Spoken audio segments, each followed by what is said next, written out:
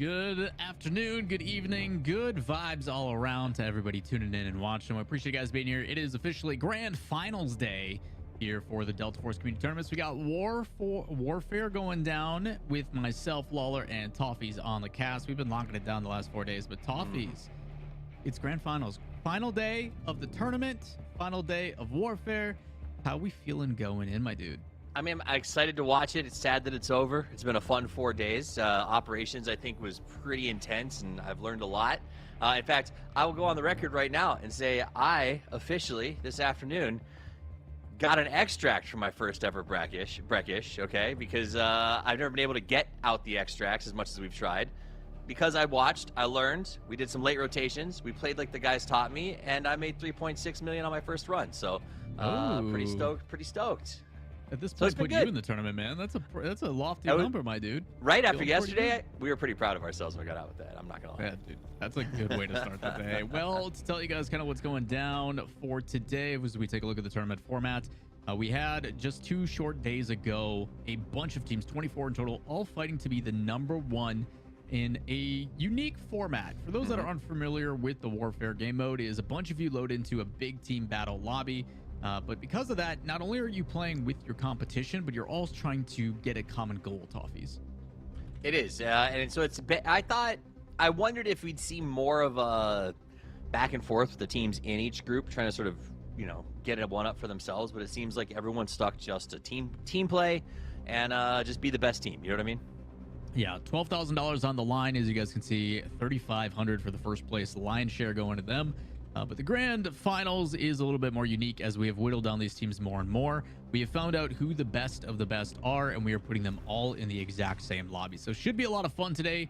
The nice thing is, compared to the semifinals, we've only been able to watch so many players. When you got 96 players you're keeping track of, it's a little bit tough to talk about the narratives and the storylines. But luckily for us, we are whittling that down. So it is not only going to move a lot faster. So for everybody watching, don't leave. Just stick around. It'll keep going, we promise. We'll try to entertain you to the best of our abilities, and we appreciate y'all being here. But on top of that, it is also going to be a constant progression over the course of the day. So a lot of fun things, but overall, the semifinals, man, was an absolute treat. As we take a look at the teams that were all participating, Group A, B, C, and D here, we did have a couple standouts altogether, but what was your biggest takeaways? Outside of, I think we can both agree, Foreheads probably stealing the show. Yeah, Forehead's still in the show, and I think my favorite part about that was how we heard other players talking about how influential the members of Forehead were. But it was just because they approached everything so strategically. But then when they got to the actual game point in the interview, it sounded like folks was like, we just we did all this prep work we know we're good at, and then we went out and just played our game. And I thought that was pretty impressive, and they just seemed to know it better than anybody. Yeah, there's been a couple key players. Obviously, if you guys aren't familiar with some of the players like Focus and Enders, basically when you go to YouTube and you search, how do I do the best loadout for so-and-so gun? It's their video you're watching. That's just kind of how it goes. So there is definitely a lot of there's a lot of things to be left desirable, I guess, in the way of learning. But there is going to be different players that have perspectives on, do I become a follower and then try to innovate, or am I going to be the leader that is crunching the numbers and looking at the stats and be like, well, this gun has point whatever more stability, so that's the meta right now. There's always going to be that mix. I am definitely on the side of, hey, do the work for me, man. I just want to click heads. So Toffees, I don't know if you're definitely more of the spreadsheet kind of guy. Curious to hear, actually. I will not shy away from a net deck. Don't get me wrong. I enjoy building my own sometimes. It's fun, but you got to trust the professionals who have the time to sit there and the brains to figure it out. Actually, I think we had a chance to talk to a couple of those professionals before the matches today. And we're going to see that later, but right now, are we looking back at I think we're going to take a look back and reminisce about what went down in the semifinals. Let's take a look, everybody.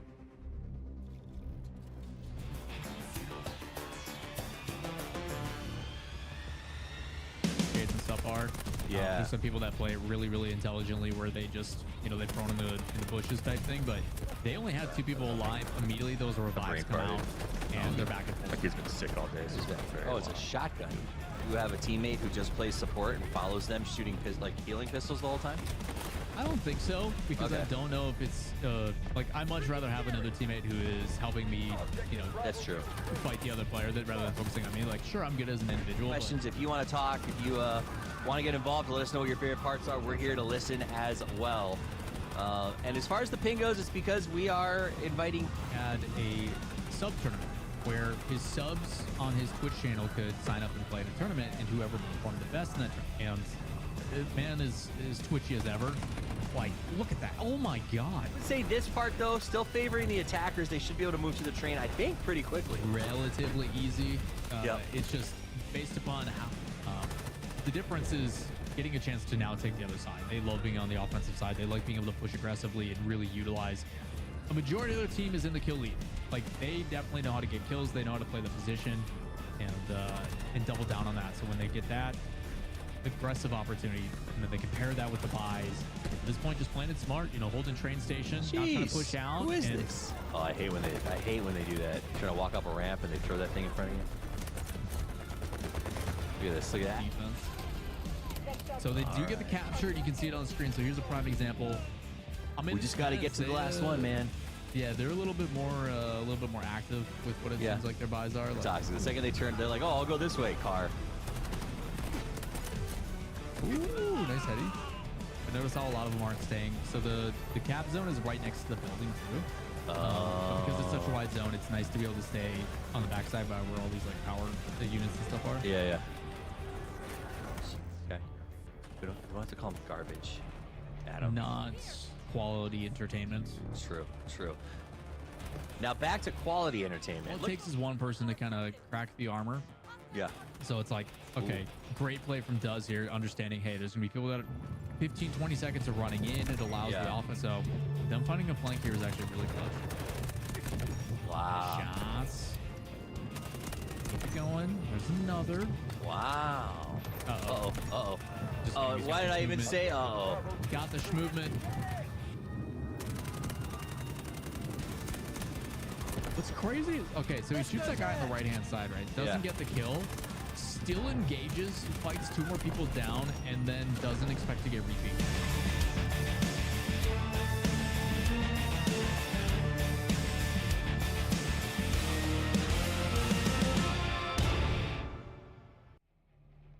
Yeah, just a taste of what is to come. As you guys saw a little bit of the highlights as we're kind of talking and addressing. At the end of the day, this is one of the first tournaments, if not the first tournament from the community tournament side of things, Toffee. So we're trying to do a balance of not only the hype and the excitement, but also educating you guys about what's to come. And this is live. There is no delay on this stream. So if you guys have concepts, ideas, feedback, any of that kind of stuff, we would love to hear it. We want to interact with you guys throughout the entire show, as you guys are much a part of it as we are. So taking a look at the overall standings, these are our top teams. And as you can see, heavily weighted in the B group. With out of our top 8, all 6 of them slotting in. Yeah, I do think that there was a certain amount of the way that the maps were laid out. Really, the teams who defended in Game 1 and Game 3 seemed to sort of have a more advanced option here, as we saw a lot of B, I believe, and D sort of get through on those first 2 days of play. Yeah, obviously things to adjust and things to balance out, but you can kind of see that narrative here. Instead of this time, it is 5, but C does level and balance it out. Unfortunately for Paranout, gonna find yourselves at number 12, but still a valiant attempt as everybody was fighting to try to be one of those top 6 so they can come in to today. So that's our 12 squads. They're gonna be putting them on 2 separate sides, going head to head over the course of 4 different maps, and a little bit of a balancing act, as well as we do try to alternate the maps between each game, because then it does make it a little bit more interesting. The ability to make those adjustments and say, okay, we got our grounding, we feel good. Just kidding. Little bit of a pivot. So pretty exciting stuff across the board, Toffies. Obviously, talking more so about the grand final and what the concept is here. I think my expectations are kind of out of the window. I don't really have anything leaning one way or the other, because from what we've heard, of course, across the interviews and what people have been saying, 1, we're having a blast. 2, I've got teammates I can actually rely on as compared to pubs. And it's made it super competitive and enjoyable. Yeah, and I think that we're at that. We talked about yesterday for ops. We're at this perfect price point per also beginning of esports, right? So this idea that it's not so overwhelming amount of money that people are gonna throw or, hurt their own teams to get ahead, if that makes sense, or their own groups. I think it's the right amount that it's fun, it's rewarding, and most importantly, I think the players are gonna think to themselves, if my experience stands, This is the first of this. This is the first time that we've done this. This is not a rivals. This is not we invited the big streamers. These are the guys who ground it out, the guys who fought to be here, the best of the players that we have available. And to win the first one is going to be a bragging rights that I think will exist that you can have. Like, if people will go out of their way and kill themselves to get a braggable skin or season ranking, imagine the cloud of saying, hey, man, I won the first ever community tournament for Delta Force. It's kind of a big deal. Definitely a notch on the belt. At the same time, too, I think everybody from the collective we've heard have been like, dude, it's so much fun to just see the support and the love and attention. A lot of us come from different titles and have had that kind of fall from grace where it's like we get super invested, we love this game, and then it doesn't get the support or the backing. And the nice thing, the easiest way you guys can do that is by simply downloading it. If you guys check it out on Steam, it is free to play. There's a bunch of updates that are happening all throughout this month as well. We saw a raid at the very beginning of the month that was enabled, which I know you're super keen on because you can put it in your big fancy loot, don't have to worry about losing it. We've also got a new Black Hawk Down mode coming in soon. So if you guys are trying to kind of have a game that gives you a little bit of everything, whether it be full W key, just clicking heads, or the more sweaty, log in with the boys, coordinate team comms, there's a little bit of everything for you. It is. I did the raid a couple times last night with some friends. We had a wonderful time. These are the players who are participating. You can take a look at those as we scroll through them. I also want to answer some questions that we've had. We're live with you guys in the chat, so we can kick back a few things to you. Some of our players are streaming. They are on a 10-minute delay, so you can watch them at the same time that the event is going on. Also, though, I'd encourage you to keep this stream open because just like them, if they go down, they're going to be checking this game out as well. So you can go back and forth, get sort of an overview from us, but also team perspective from your favorite streamers who are out there playing the game right now. If you see someone doing it who's not a big streamer, give them some love, because to me that is the biggest thing about this. Is we in operations saw a whole new batch of players that we've never gotten to see before outside of some YouTube videos, grinders who are trying to show I know what I'm doing, like this is something that you should see, and I think we're seeing that here as well. So I think the next generation of potential streamers, if you're out there and you're like, I don't have enough good streamers to watch when it comes to Delta Force, this is the kind of event where you find more, where you build support for those streamers. So go look for the small streams who are playing right now, give them some love if you see them do cool things. Yeah, I mean, if I'm seeing that name that just constantly keeps popping up in that kill feed, you best believe I'm going to go see if I can go watch that first person, because what better way to learn than the guy who is popping off against other competitors that have gone through that litmus test and that battle to make it to the grand finals. So some familiar names that we've seen in those signups and kind of getting through, but there is definitely some that are unfamiliar that, you know, we've even interviewed them and been like, hey, where can we follow you? Shout yourself out. And they're like, I don't have that stuff. I don't stream. I don't. And it's like, maybe you should start, man. You're pretty dang good. So schedule for today for everybody, Group A and Group B going to be battling back and forth the entirety of the time. And as you can see, both teams going to get a shot on offense. Both teams going to get a shot on defense. We are going to be swapping between starting with trench lines and then going over to shafted. Very different styles of game, in my opinion, between the two maps, which is great to find a grand final champion. Yeah, I mean, I'll be honest, I don't have a lot of reps on trench lines. It's not something that comes across my queue very often, whether that's because I'm inexperienced or because it was a limited access. I still haven't figured it out because I played a bunch today and it was shafted after shafted after shafted. That said, playing those pubs, I felt like I was getting shafted on a regular basis. What I like seeing during these games, yesterday, 2 days hence, was that the players were doing things and able to get away with stuff working as a unit that I never get to see in pub games. And I think that's what's been the most fun for me. When your Group A can count on one of the units being able to hold a left flank and you can work something on the right, it's opened the door for a lot of these teams, I think, to really show their skills. Well, we talk about what the reliability is and from all these players, but I also want to hear what these players have to say. So with that said, let's take a quick look at a video that they put together for us.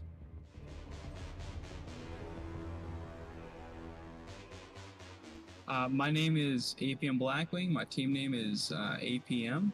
I feel like I'm locked in no matter what. I know it's a competition at the end of the day, and that's what we came here to do. Is we came here to compete, we came here to have fun, and we came here to win some money. The majority of their team is in the kill lead. Like, they definitely know how to get kills. They know how to play the position and double down on that. So when they get that aggressive opportunity, you know, they can pair that with the buys. At this point, just playing it smart, you know, holding train station. Not trying to put... My name is Max. My nickname in game is Enders, and I play for the Foreheads. Well, I think the recipe for success is do everything correctly. Honestly, I mean, that seems like a oversimplified answer, but you need to have good mechanics. You need to have good team cohesion. You need to understand the game and what's happening, and then make as few mistakes as possible and just try to be as efficient as possible, you know, as a squad. And past that, I mean, you tried your best at that point, so you just got to see what happens. Put actual proper thought and attention into it. It gets received one of two ways of like, wow, look at this nerd, or two, like, that was very insightful, thank you. And you just never know which one is going to be on the side. Yeah, you're always a nerd in that response. It's like, thanks, nerd, or get a life, nerd, but either way. Hi everyone, I am Kazam. We are from Souza e Amigos. We are definitely a numbers guy. We always trying to find the best gun and the best loadout to this gun. And personally, I think it's CI-19. This gun is a beast. If you want to talk, if you want to get involved, let us know what your favorite parts are. We're here to listen as well. And as far as the ping goes, it's because we are... My name is Bisco, and I'm part of Certified Fraggers. The vibes right now in the team are pretty good. We're definitely locked in. We're having a lot of fun as well, but we're practicing. We're trying to do as good as we can here. We're trying to take the win tomorrow. I think Idas and Trev Stacks are the most vocal on the team, making comms about what we should do. They try to take the lead to some degree like that, and it works out really well for us. We just got to get to the last one, man. Yeah, they're a little bit more. My name is Kato, and I'm from Echo Rain. Our team came together just by playing competitive ranked games in the past. We formulated together a small group, and we always go after the competition. We came across Delta Force a little bit earlier this year, and we saw there was a rank system. And then I saw an opportunity for our team to go in and fight. And it turns out we're moving on through the semifinals to the Grandfinals. And that's why we like it. We have the competitive drive. So we analyze what's going on in real time, and then when the match is over, we'll take a small, quick critique look at what's going on and what we can change to improve next time to increase our overall score. Because we always want to improve every single round. Sub tournament, where his subs on his Twitch channel could sign up and play the tournament, and whoever performed the best. I'm NYXE from Team Tier 1. I think of Delta Force as a fun game. Me and my teammates play both modes, Operation and Warfare. I don't know, it's a new experience, so that's why it's just a fun game for us, and I would definitely recommend it to everyone new. I'm not really a numbers guy. I don't theory craft in this game, but I know a person that does. His name is Anders and Focus. I get all the builds from them, and then I just implement it into the gameplay. That's literally it. I'm just a fragger. I like to shoot people inside the game. That's it. Yeah. There's some people that play really, really intelligently, where they just, you know, they throw in the bushes type thing. But winning this tournament would mean a lot for us. I think definitely it would be the first big step into playing Delta Force, continue to competing in Delta Force, and it would really set us up for future events and for being able to kind of say that we won one of the first Delta Force tournaments. That is honestly the biggest part about this tournament. It is one of the first. Obviously, we've had a lot of fun along the way, but we've never really gone in and tried to, you know, enter a tournament or go at this level before. So, you know, we're really trying to get the win here, and we're gonna do what it takes. We're gonna do everything we can. I really love you guys. Thank you for all. E vai Brasil!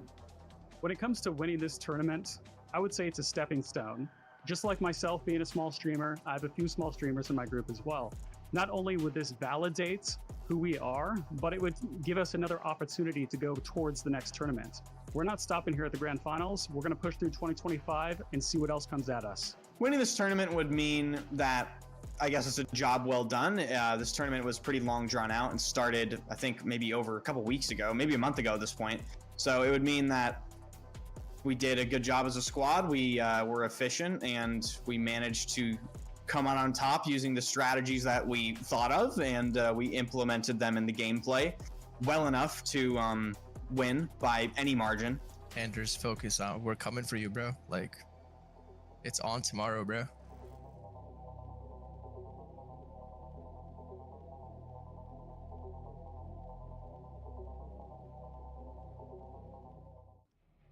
love to hear it from the guys, and greatly appreciate them taking the time to put that stuff together. But man, some narratives building themselves here. Obviously, they're very different perspectives about what this means to certain people, and you can tell kind of like, hey man, I literally copy your builds, but don't let that be the reason why you think you're gonna win. Like, I am gunning for you. That is my only purpose. Like, awesome to see, but it is crazy to see like the consistency that's had to been provided to get to this moment, what has been literally over weeks of playtime. Yeah, I mean, but that's also like the nature of esports, right? That's something that you do have to have. That's far I have a lot of respect for streamers and content creators. Right? Obviously, they do some incredible things. The work that they put in is mind-boggling, right? Like Focus's videos that you talked, like these things are hard work. Esports is a different vibe, right? This idea that you have to have the training time, you have to have the work as a group, you have to have the communication skills, and you have to have the same group of players show up every single night, weeks on end, to be the best that they can possibly be.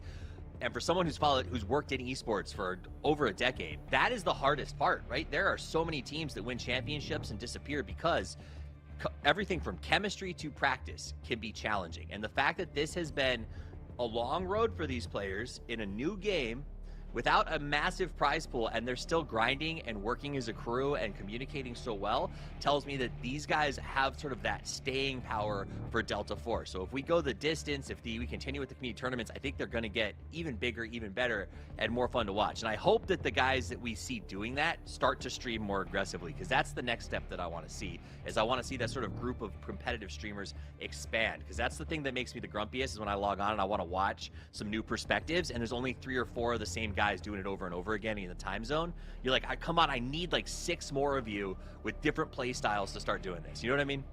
Yeah, I think anybody who's had the privilege to be in this industry, as long as you and I both have, is we've been able to see many different titles from the grassroots kind of build up through these types of community tournaments. The difference is these community tournaments aren't ran by the community. They are supported wholeheartedly by the developers, which is a massive lead compared to others. Getting access to private servers and stuff that's been built is absolutely crucial for the growth and development of a game, especially on the competitive side. So while you and I are probably looking at it and saying, okay, early foundations, these are the teams that we hope see stick together and build and evolve and turn into what is hopefully a unit that gets picked up by some of these AAA organizations in the future. We also understand it's a massive risk. It's a huge time commitment, and there's no guarantee. There is nothing guaranteeing them that this is going to continue. So to put in the time, the effort, the content is a risk. So very appreciative of them giving us some of their time, their much deserved time, to have a chance to not only come in and play and have fun and see what this next evolution of what competitive Delta Force can be, but also reward them with, you know, a $12,000 prize pool and an $8,000 prize pool yesterday. So I think it's awesome to see across the board. It's absolutely fantastic, but I know you and I are ready to focus in on what is ahead, which is the actual Grand Finals. Group A, Group B, 4 maps ready to get into the action. We're going to be starting with, obviously, trenches. Initial thoughts, do you feel because the competition has been heightened, we're going to see a repeat of, hey, we're locking it down on defense on B? Or do you think because of the coordination, they can push past that?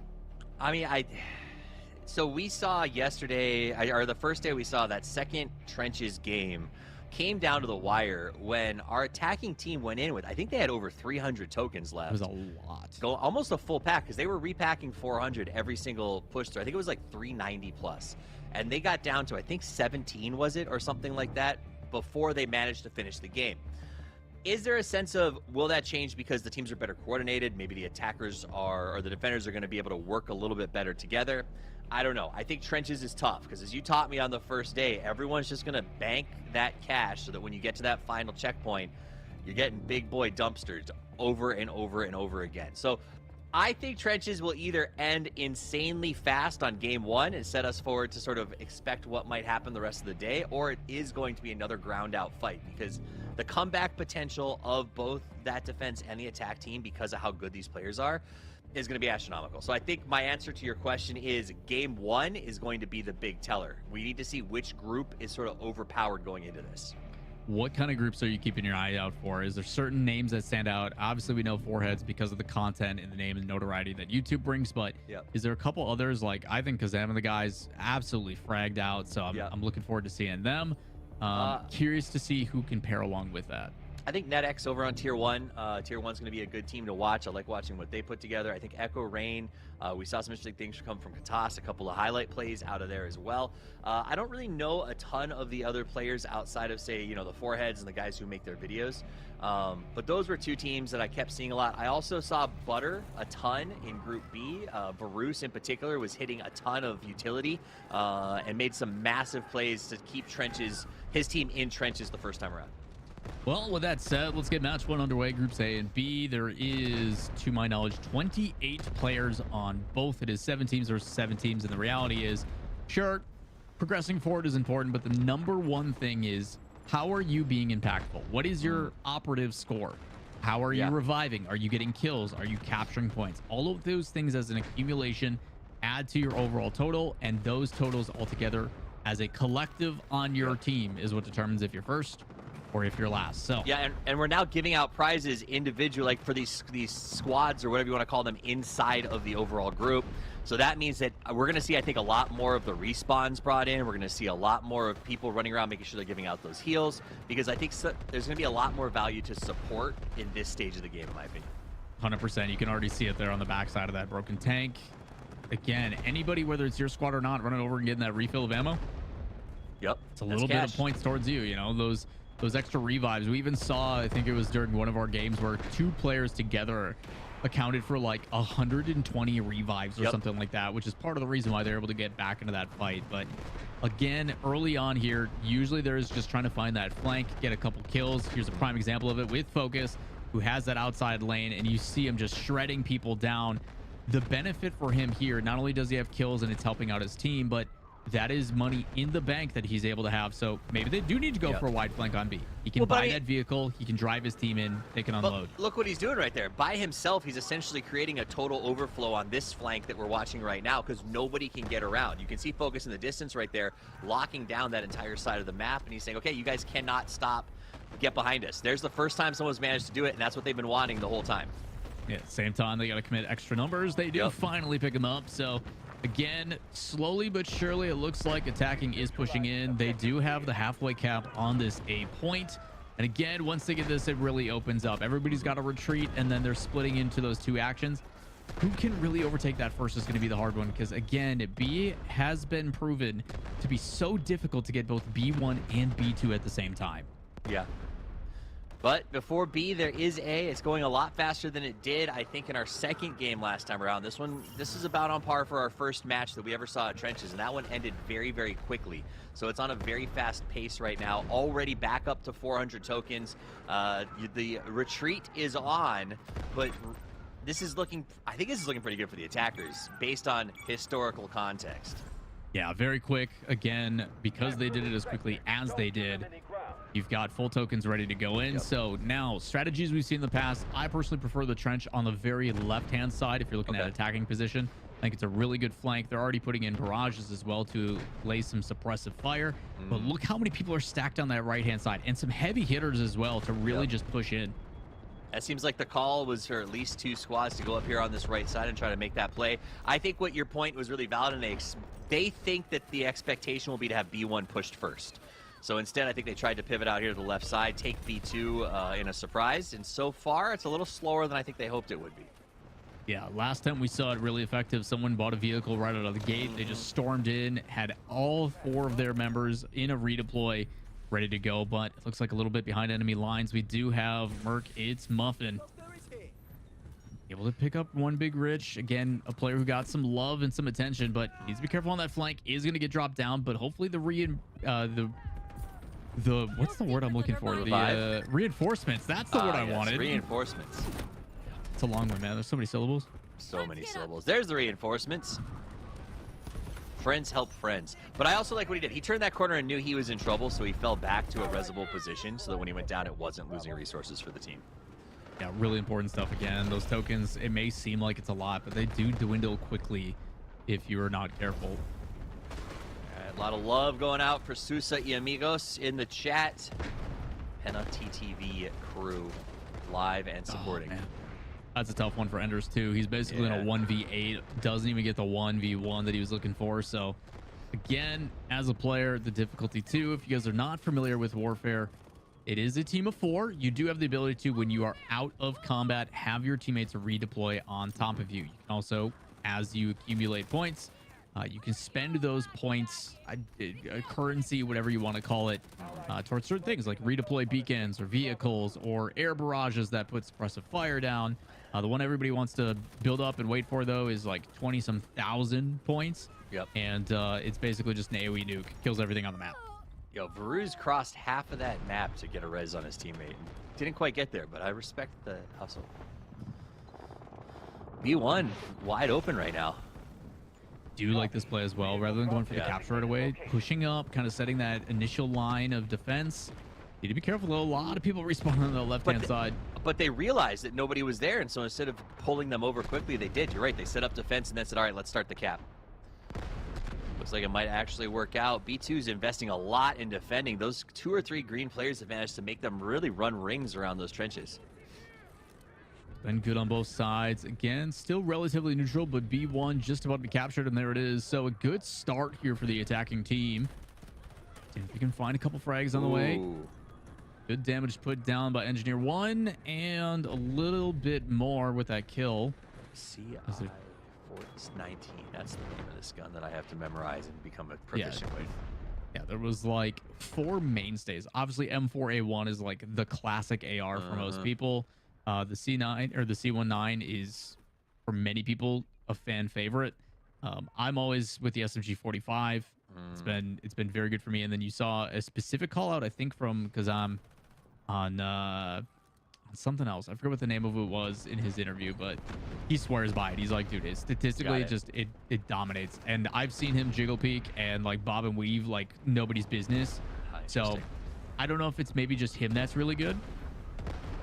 I mean, I'll try. I mean, I'm excited to try it. I think that, to me, that's one of my favorite parts of this mode of doing the sort of warfare, is that I'm an operations guy, and I come to warfare and can try everything I've ever wanted to with those guns and know how they're going to feel when I go to operations where everything is on the line. So that's what I love most about this game, is even if you aren't a hardcore warfare mode guy, you're an ops guy, there's a reason to play warfare, and vice versa.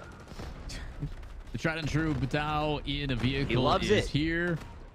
Again, can be used as a redeploy spot, as you're already seeing a lot of people, whether you're on your squad or not, are popping in.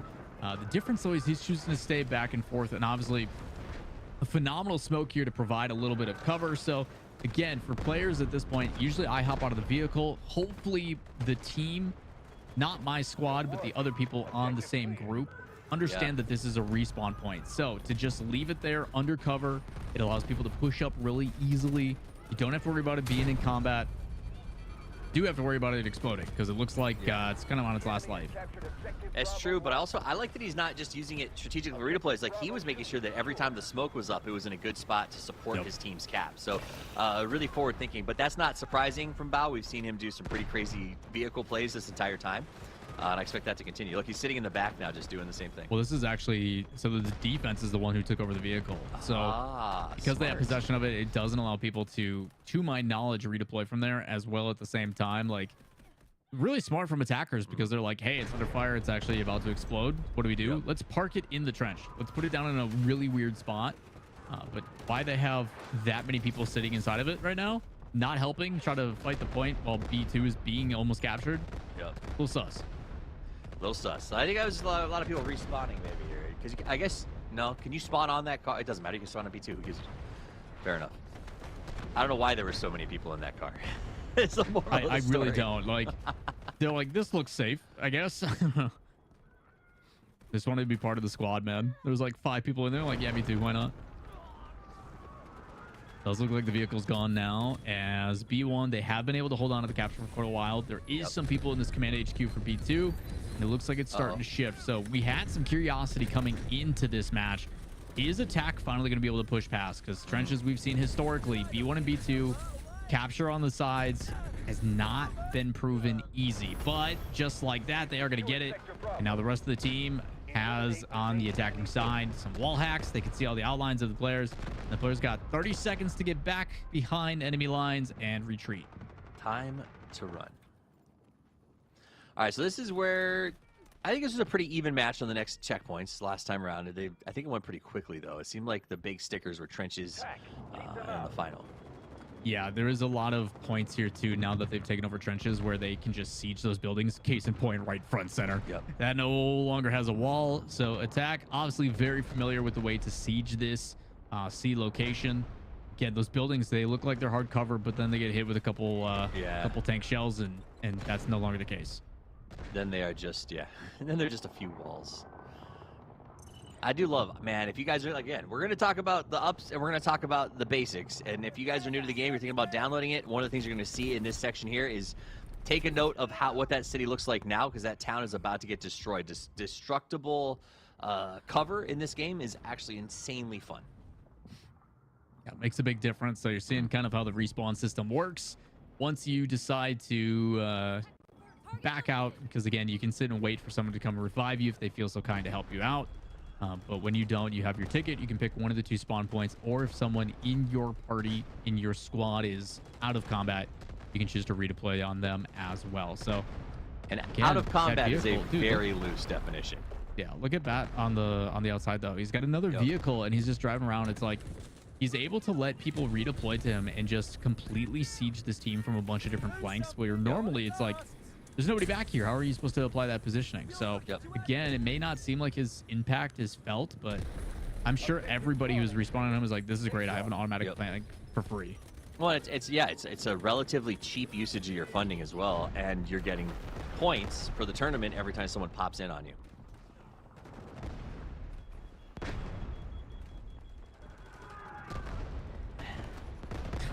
It screams of war, man. The screams of war. Maybe he's just bad with guns. How do you make it to the grand finals then? You drive a car everywhere. No, I'm kidding. I mean, he's very good with the gun. I've watched him fight. I mean, he really does spend most of his time driving around here.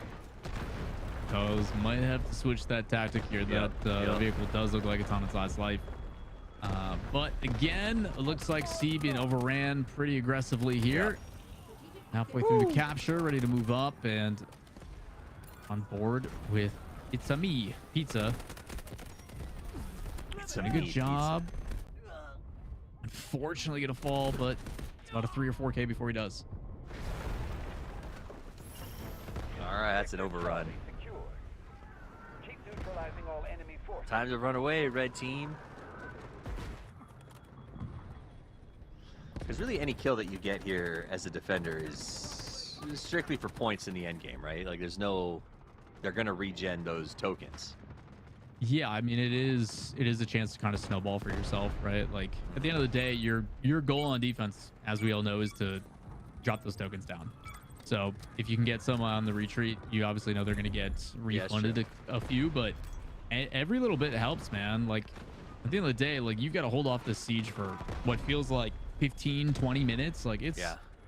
You got to chip away a little bit at where you can at the same time, too. It's like, okay, now you're getting working towards what is essentially what most people feel is like their kill streak. But again, if I pull off like a 10K, all of a sudden I've got a ton of points that are going towards my operation score. Now I can put in an air barrage. Now I can finally get an RPG to shoot down Bot, who's in that car again. Like, he's never not in a vehicle, dude. You guys want to spawn on the site? I love that. I love that he's providing that sort of support for his entire crew. Yeah. He's the epitome of I'll go scout ahead, man. Yeah. It's like when you got that player who doesn't know how not to push W, so you just have to give him a job that supports it completely. Maybe that is it. Maybe it's the one friend that he's like used to being in the raid. He's like, dude, I'll initiate. I'm like, no, we got to set up. We got to kill some ads. He's like, no. Right? That's your guy. He is your face tank. They're already at a half. Oh, almost a full. Okay, never mind the swap. Whew. I forgot it changes colors when you switch sides. Yeah, so already captured. I thought they were done for already. Now on the backside. So trying to defend D, easier said than done. There's a couple good spots. I do like this one up top from Trev. No chance, man. Attacking looking pretty dang strong. We've seen that in the past though, and then all of a sudden D is like, yo, we got this. And that's D is obviously a much easier point to control, especially with the high elevation and having to go up the mountain and stuff. And until they get in the building, it's definitely a lot more feasible to be able to defend. Ooh. So we could definitely see just them holding on to all those points and ready to double down on it. That was a good barrage by the attackers, though. Looks like they're gonna get D1 here pretty soon. There's a lot of guys here. That seems like too many. A lot of people on the backside. So D2 is capped, trying to now move in towards D1. I don't know what that tree did to you, Trev, but you got it. Right. Man, that gun doesn't have any recoil. I put it, what, a 60-round mag on it too? CI-19, yeah. From what I was reading, that's why it's considered better, right? It's like it competes with the AUG in damage and everything else until you put the 60 mag on it, and then it's significantly better with the recoil than the AUG would be with the 60. Yeah, and I think the cool thing is obviously there's so many selections and attachments, so if you really want to min-max, you can calibrate every attachment to to optimize exactly how it is you want to play it, whether you know, you're one of these guys that are full W key that's like in the trenches like Enders and stuff that are just going to hip fire everything, or do you want the ability to just say, hey, I want to play a little bit more long range, or do you want to be Beto and just sit in a vehicle and run people over and shoot them with a gun? I mean, you do whatever you do, man. Right. I also want to say though, I think that like while we talk about meta guns and stuff, the thing that I have been impressed with is that most of the weapons are relatively balanced. If you prefer to play an M4 because it's just your vibe, your gun is just as competitive. Maybe 0.76% less so, but it's all viable, it's all fun, and that's, I think, what's important in a game when it comes to balance. Unfortunately for Gigs, smoke runs out, and so does the life. It's gonna have to respawn.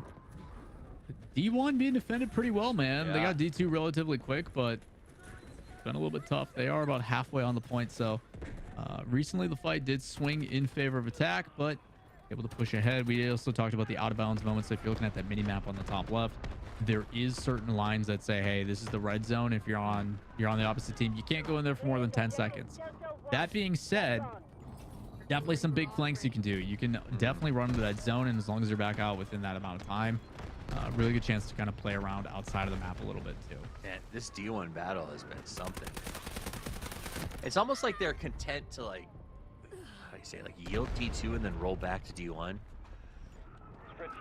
Essentially, I think there's definitely that like strength in numbers. So like they've had D1 capped a couple times, but then there's this big push, and I think that's kind of the cat and mouse. It has to be that way. I think if your defense, as long as you can say, hey, we're willing to give up 1 point, we're gonna push back with our full strength on respawns, recapture, and as long as we can keep doing that back and forth, we should be able to whittle down your numbers to the point where we can finally hold you off and not give you resources back. Because I think that's the strategy they're working. It was clear that they were doing this sort of response strategy, come back, stop you from getting D1 again. The counter push is great, and it has, in the D1 recap story and the D2 back and forth, they've lost well over 100 tokens since the sort of back and forth started. So this is huge considering the next, you know, the last stand is going to be in that final.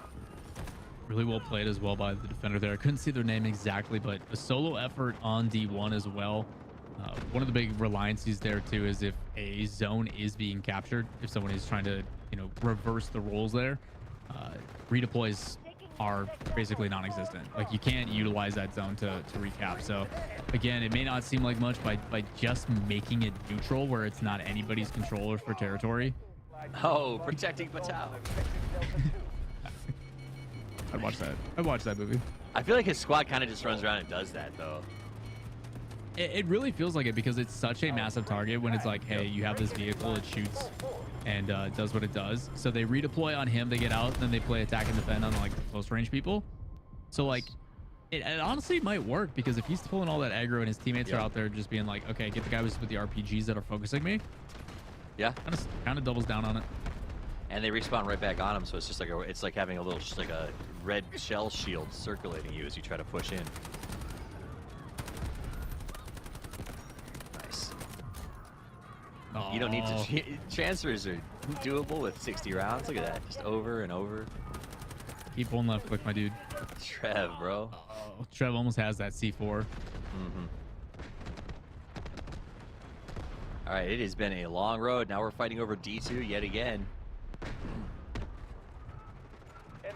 Seems like, again, it looks like attack is pushed up. There's a redeploy beacon there now as well on the flank. That could be detrimental. So well played by attack. I think it again is like 8,000 points you can spend before that redeploy. So they put it on the flank of D2, which is actually closer to the spawn of where the dang, that was a lot from Trev. Yeah. That's been fragging, man. I'd be curious to see where he's on the leaderboard. Yo, 777. They're still trying, and they do have a nice defense, making sure nobody runs back to D1. Oh, wait a minute. That's the sneaky recap. I do think that's a defensive air barrage as well coming in. Quite a bit of points invested at the same time. You did see from the attacking team. A tank was purchased, which is quite a hefty amount. And then obviously Bato is always in something. So I think that they had an offensive redeploy as well, right? They did. I'm pretty sure it got eliminated though. It was on the if you're looking from defense's perspective, it was on the southeast of the zone. So like exactly adjacent to diagonal of us where we are now. So see where that little Yeah. the little tower is? And It's I on think the if you hillside on the backside. if your defense, you will call out that you just killed a redeploy, right? Like that you Oh, got them. And I think definitely. that once you know that that investment has been put in by the attacking team, it feels a little more functional to be like, okay, well, let's use one of ours here and burn through 50 more of their tokens to just make this significantly harder for them on E. Oh, so unlucky. It does end up working out though. Again, just rams into that vehicle and just sends everything he can. And before his goes out, jumps out, a couple C4, gets the martyrdom. Just trying to hide, trying to get out of combat, just keeps getting electrocuted. Luna's been really one of the standout operators in this entire 4-day series, for the record. Yeah, I was surprised to see as many as I did. As a Luna main, I get it. I'm sure you do. Confirmation bias going on. You're like, yeah, it totally makes sense. A lot of Lunas. I'm noticing all these arrows.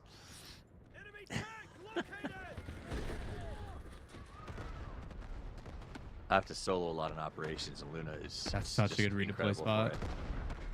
Shout out it to the is. observers, by the way. It's They've been huge. killing it this whole week. Wait, that's not Patau.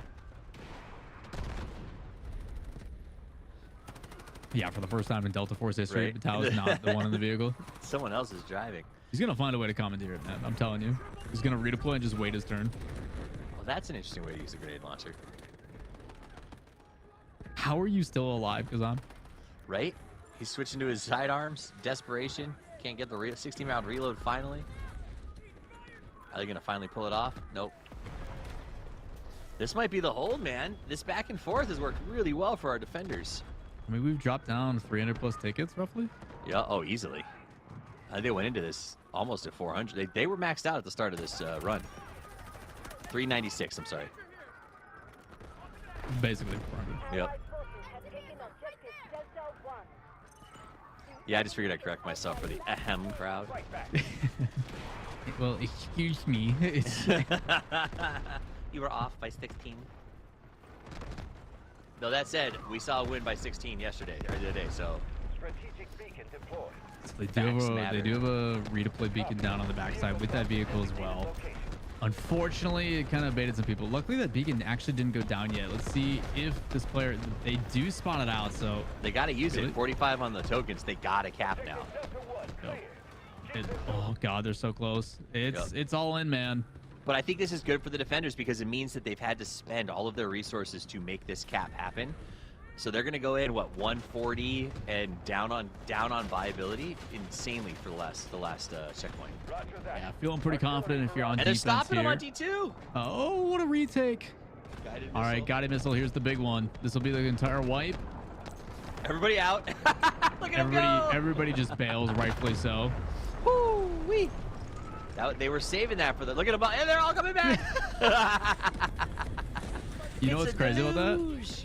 That would never happen in a pub game. They did not get a single kill for that. Yep. But that's the coordination. That's why this is so much harder than what you typically see, right? Like whoever, if they named a battlefield leader in that Discord and he yelled back and everyone did it, like that's a big play. Yeah, that is a wild play to not get a single person, but a lot of respect given to defense. The fact that they did that, were able to hold off because again, there's no friendly fire when that thing drops. So for them to be able to push out, whittle them down another 20 tokens, only 9 more to go. Like it's all or nothing. And while yes, that is a sea of green right now, defense is feeling pretty good on top of that canopy on that 10 on the back side. King doing everything he can to whittle them down. It's only going to take a little bit more. They actually end up recapping D2. Final few seconds. There is a chance to push this into OT. Nobody redeploy. Nobody redeploy. No way. All right, we're back in the action, pushing to the last zone. Wow. But they used so much to get that. Look at all those vehicles. Hey, man. Sure, it's a big investment, but hopefully it instills a little bit of confidence. At the end of the day, it's either that or a loss. So right. Feels pretty good. You got a little bit of a resurgence, and it's time for your final assault. But, I mean, I'm already looking at defense setting up, and it's going to be a literal uphill battle. Yep. I have no idea how to play-by-play warfare, but I definitely enjoy watching it. There's a lot of moving parts, man. I think it's There's tough. too many. It's wonderful, but I mean, the fact that, like, once again, I thought it was done for, and they somehow managed to make this thing go longer. Incredible. Not an This easy is a really feat to tough do, man. push, though. This is a tough push with 100 tokens. Yeah, if I'm in a vehicle, my name rhymes with cat. I am going to do what I do best, which is exactly that. Yep. You know, push in with a vehicle if I have one, and then try to find a way to, if I have the points saved up, which I think at this point they probably don't, I want to take that right side of that hill. You see where that behind enemy lines green dude is that's running around the power right now? Yep. Try to push on the backside of that and get like a redeploy down. Well defended. Try to get sneaky. Yeah, like anything you can do to find a flank, because that can really open up a can of worms. So focus on top, 93 frags, zero surprise. Well, he was on that outside position just smacking heads on everybody in the opener. Yeah, he is I'm pretty sure he's an SMG 45 main. I'm gonna buy so many of this gun. I'm gonna buy all of them off the auction house.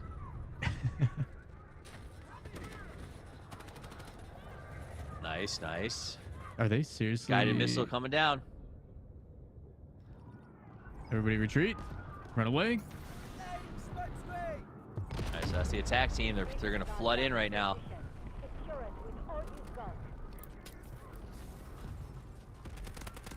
So who dropped that? I couldn't even That was say. They only defense got that like 3 dropped it. kills. I think it was defense that dropped it, right? No, it looked like offense. No, yeah, it was defense. Again, it swaps The camera colors flip based on- changing colors can be a little. Yeah. Yep. Good shots, good defense so far. Pizza really showcasing this SMG 45, man. Yeah. It's so good. There's like no recoil, damage output solid, good fire rate. But he never even looks down the sights. It's all hip fire. I'm gonna have to bind it. Yeah, I'm telling you, it is every guide I looked up, and it helps that the people who make the guides are the ones that are using it constantly. Right. But like every guide I looked up is like, dude, this gun is so cracked. Once you get these, wow, there's enders. Nice. That's so the big big one. play They for needed offense, man. 41 tokens left. Vehicle drop coming in.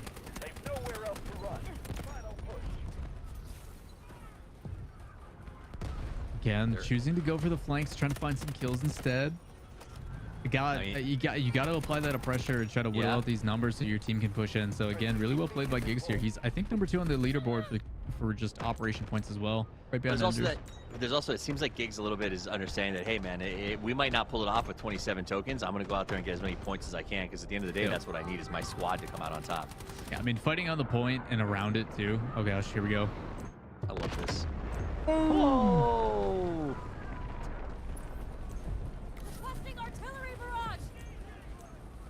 Does that kill through buildings? Yes, depending on like where it lands. There's definitely a proximity, but it compared to like the air barrage, usually if you're in a building, you're usually okay. 7. Okay, they're getting the cap. But they're at they 6. did force them. They forced them off a high ground too with the tower, so that's huge. They got it. They should get it. I mean, they've got a lot of advantage here. So if your idiot friends all respawn to themselves here, you would lose, right? They're actually gonna do this. No way. No, wow. Well done from attack. Tokens, bro. Dude, that is clutch. We went down to the wire on that final zone, and then we're able to, again, we talked about how many people actually ended up spending and buying vehicles and everything to make it possible. But 2 big players, the guys at the top, Enders saved his. You saw a lot of the people that are normally the big fraggers able to come in and make an impact. And boy, did it pay off. So, dude, everybody doing their part. We said game 1 was going to be a big determiner of how today goes. Was it going to be a fast night where, one team is dominating, or is it going to be a big back and forth? The comms on both sides look super crisp. I mean, the way that we saw defense falling out and getting back in whenever those big strikes were called in, the way that the attack was like using their redeploy so effectively. I don't know what That's what I'm about to ask when we get to our interviews after game 2, is like talking about how the inter-squad communication is working. Is it there? Are you guys yelling in game? Like, because it seems like they are way more coordinated than they were 2 days ago. There is definitely some people typing in chat. We saw that in one of the POVs that we were watching where like they started typing a message, and I only got 2 letters before we cut away from that POV. So I don't know what direction he was going, but he had some. There was something happening. So it does seem like they're using the in-game chat to type to each other, but then they are within their own squad within a group of 4 in a Discord, I would assume. So yeah, it's been pretty crazy to watch, but man, coming down to the wire in 2 individual moments on both of those zones. We thought they invested a ton and it was going to be tough. Turns out 110 is the exact right amount that they needed to go and make that final push. So crazy stuff, man, coming down the wire. That was absolutely wild. I to see both of those sequences, D and E, get so ridiculously close, and to see strategic usage to beat them. That's what I think I loved. I loved seeing defense holding the zip line, like doing things where it was clear that squads were assigned to certain jobs or people were willing to take those responsibilities. I think took that to the next level. So this is what I love. Learning from the warfare mode by watching players significantly better than I teach me how to use those resources has been incredible. Well, we're going to go back to the drawing board and kind of reset some things here as we are going to be switching maps in just a bit. With that said, everybody, we appreciate you being here. This is the Delta Force Community Tournaments. We're in Warfare Grand Finals, $12,000 on the line, and when we come back, it's match 2. Don't go anywhere. Come on. Almost dead. Admit defeat, rookie. Give it to me. What? I didn't even think about it. You don't know what you're doing. Give it Down on you. Give it to me. Looks like it's my turn.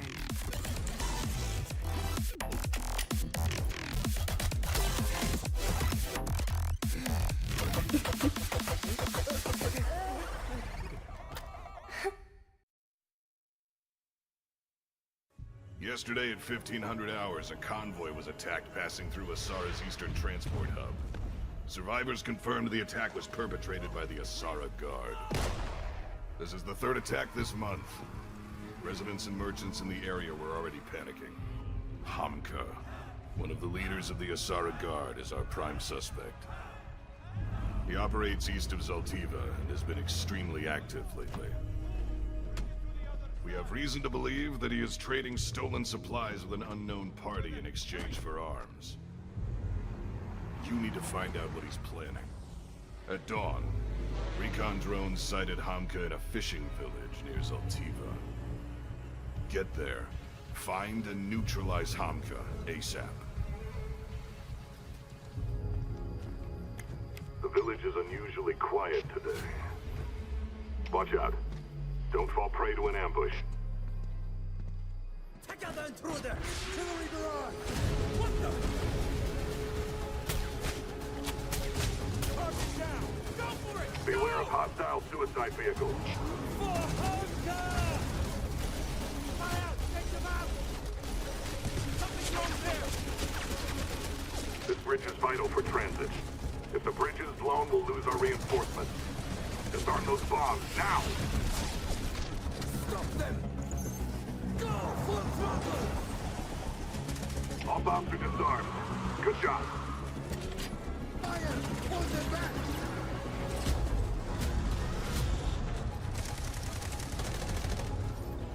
A Havoc heli? What's it doing in Asara Guard territory? Our vehicle needs to be fixed! Loser, over here! RPG! Take them! Taking damage! Fire! Fire! Slam them! Now!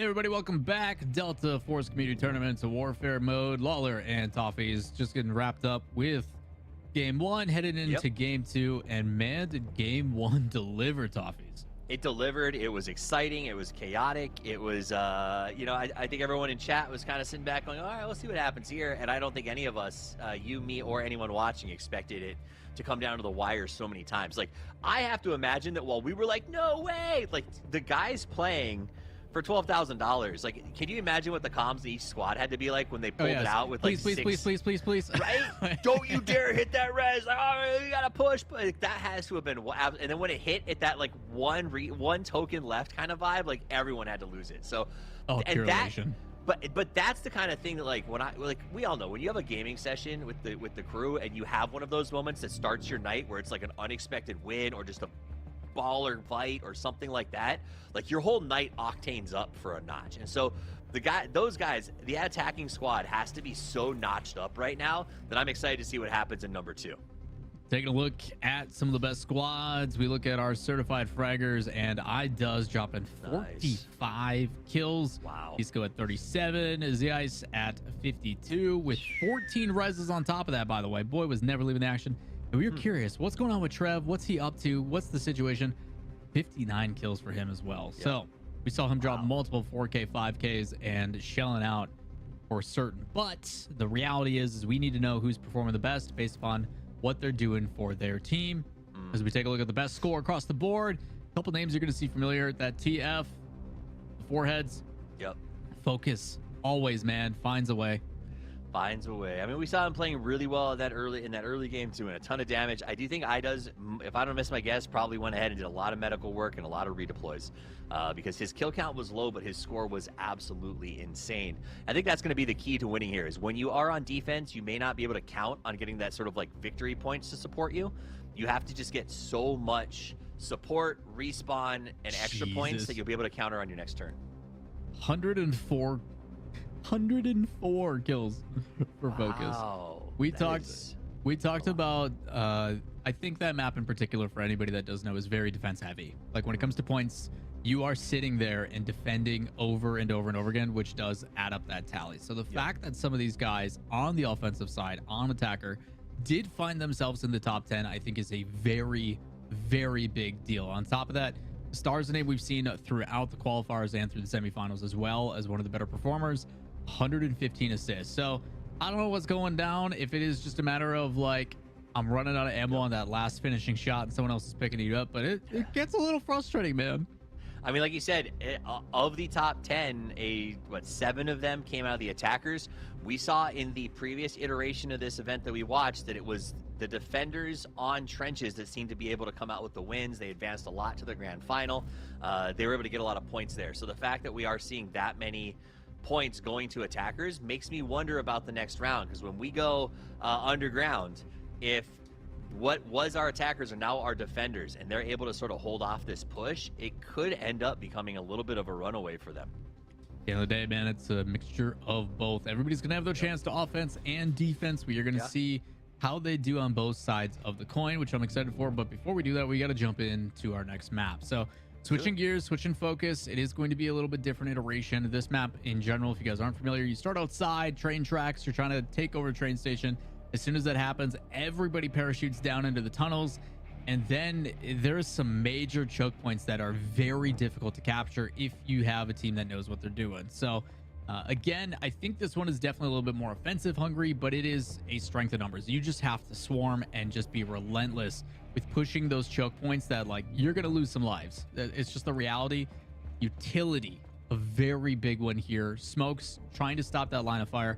much rather have someone pre-firing me into a smoke and they can't see me than someone that's just gonna pull my head every single time I peek around a corner. So it's gonna be tough, man. It's gonna be tough. It is going to be incredibly tough. I was asking a couple questions of production about how we're handling the attack-defend combinations because I am fascinated by that idea. But let's take a look at those overall standings at the end of that first one. Four heads, big time out of Group A with that 110,000 points. I mean, that's to be that far at 2 already is kind of shocking. I mean, you're averaging 27,500 per player. That is, I talked to people in the lobby, like 20 to 30K is a good round. So to be on the upper tier of that, we did see, I think it was Focus who was at like the 36,000 area. So it is good to see. The reality here, like we said, we are getting a good balance between both of these. We do have confirmation from production as well, is that both teams will play offense and defense on both of the maps. Perfect. Everybody is getting a chance to defend themselves. So let's go. Kind of looking at early iterations and stuff. The fact that we do have some teams that were attacking up at the top of the leaderboard should terrify everybody else. Yep, absolutely. So we are going to switch it over to Shafted, and it will be so your team's attack 1 will be attack on 4. So for the next 2 rounds, the team that attacked in Trench 1 will be defending. Which I kind of like. I like the idea of getting and also from the perspective, like I think there's personally an advantage for A, the idea of like you start out with the attack, you get warmed up, it's a very aggressive style of play, then you get 2 rounds in a row to be defense, you kind of build your strategy. I think the communication is going to be really strong, and you get to finish with knowing exactly what you need to do in the final game and be back on attack. I don't think it's a huge advantage, but I do think mentally it's going to be strong for those players, especially because they have such cerebral leaders on that group squad. Like they have some of those really big brain players. Yeah, I think there is definitely an element to, like, there's not only the strategy, right, as we jump into match number 2 of what is working and what is not working on the day. We have yet to really talk about the human element because everybody is so good. There is days you're just off. Your shots aren't landing the way they used to, or your days are on. You're in flow state and just everything you do feels like it's in slow-mo and the game is easy. Trying to hit those is not an easy thing to accomplish, but the best competitors know how to recreate it. So I am very interested to see on if we have the teams that are dominating, in the case of the foreheads who get a lot of respect from both ourselves as well as the community, are they going to provide that same level of aggression? Are they just feeling it today where they're like, you know what, we're going to just frag out aggressively on defense and deny you from pushing in ever? Yeah, it's got to be stressful to be foreheads, though, to be honest. Like, as we watch the chaos the break expectation is but that's what I'm saying. Dude. You are literally in a lobby of people who I would say like 90% of the players have watched your videos, and they go up against you occasionally, and they're the ones who tell their buddies, oh yeah, we fought Focus and the boys tonight. You know, we won, we lost, whatever. But here it's like a back-to-back-to-back. We got to go head-to-head with them. And you want to really put up. You want to, you know, you've built these videos. You've got a legacy to uphold. Dude, it goes both ways. Like when we played in Rivals and stuff, and you're seeing people on the other lobby, and it's like, hey, who's that I just killed? Oh, it's Timmy. Right. It's Shroud. It's like, okay, that feels pretty good, man. Maybe I can like hang with the boys. And then you also look at the leaderboard and they're like 6 spots ahead of you. Like, maybe I can't hang with the boys. like, I'm doing this 1 out of every 4. They're doing this 5 out of every 1. You know, like. True. So I think there'll be a little bit of that, but I think that's also, we heard that interview with Forehead, and I think their attitude was like, oh, you know, it's just gonna be fun. We're just going out there and doing our thing. And I got, you know, that's the attitude to go in with. Already under some pretty heavy attack here. They do have reinforcement pouring in through that left side, but the service center looked like for a second they were getting heavily infested, but I think they pushed them back. Fortunately for King Phoenix here, there is 4 shots and they're gone. So gonna have to switch over to that pistol. Maybe you can find some ammunition, potentially go into more of the support role and try to revive some people if the class allows for it. Again, everybody can revive. It's just the time that it takes is significantly longer as compared to the support class. So good defense so far on train station on 8 points. Everybody kind of just perched up and waiting for their opportunity to have some people run in front of their sights. Yep. And I will say, for those of you who maybe are just joining us, while I can't say the attacking team from A versus B is winning, quote unquote, the lion's share of top teams in the top 6 came from Group A in the first game. They are now our defense this game. So if you want to keep an eye on what's going on, you want it to stay close, the attackers need to step up and put some big points on the board. Yeah, and a difficult map to do it, but you never know. Sometimes you learn some stuff the first time, and then when you go, you know how to exploit it when you're on the opposite side. But so far, defense doing a good job. They're not afraid to push up a little bit. Again, that zone of which they cannot pass, kind of the barrier of entry, is very aggressive on this map. They don't want any like spawn killing because it is such a small area. You can see it like we've alluded to on that mini map on the top left. So everything that is gray is fair ground. That's neutral for the two teams to fight over. If you on the attacking side go into where it shows red, that means that you have 10 seconds to get out of that zone or you will automatically die. But that is kind of where you want to tiptoe around. If you can just sit right around that line and make sure that you're applying pressure there, very likely you're going to do a good job of whittling down the other team's advantages. And it does seem like the attackers are having a hard time getting into the service center right now. They've seen at least twice where they've managed to swarm in, but both times there was a counter available. Yeah, I think the difficulty that I've had is like when you're playing with pubs and stuff and in random lobbies, there is not a whole lot of coordination. Yeah. So it is cool to see like defense, which we saw on attacking last time, where it's like, oh man, they're losing the point, things aren't going.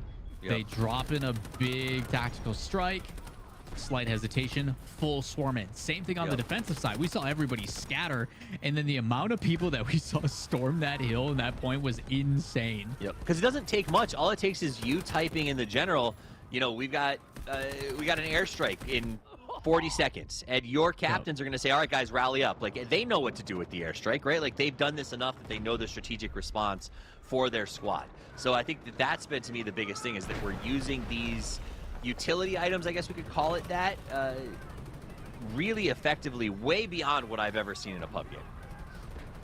Well, it seems like the siege is going on for quite a while because there's now a vehicle.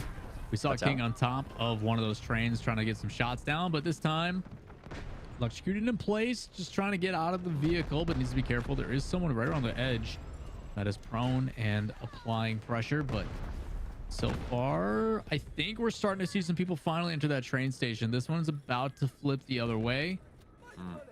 Depending on how the defense can counter push on this, and there it is. They've done a really good, they did a really good job of slowing them down. They're down to 258 tokens. There you go. Good job, attack. 373. Is 25 enough tokens? 15, 25. Is that enough, you think, for the first one? I mean, realistically, the first one is supposed to be the easiest to capture. Right. That's the reason why there's only 1 point versus 2. So with everything funneling in there, realistically, you won't really notice how big of a swing it is until you really get to this first zone. And we've seen that before. Everybody's retreating. But I like how aggressive attack is. Yeah. Like, attack is just full sending it out of the gate. Like, there is kind of that preconceived, like, oh, you guys take care of it. You guys take care of that point. I'm going to go play aggressive. The Fenn just watching. Cool. Oh, that's, I mean, it's no different than any other type of zone capture mode where it's like, okay, there's only 5 points left on the zone.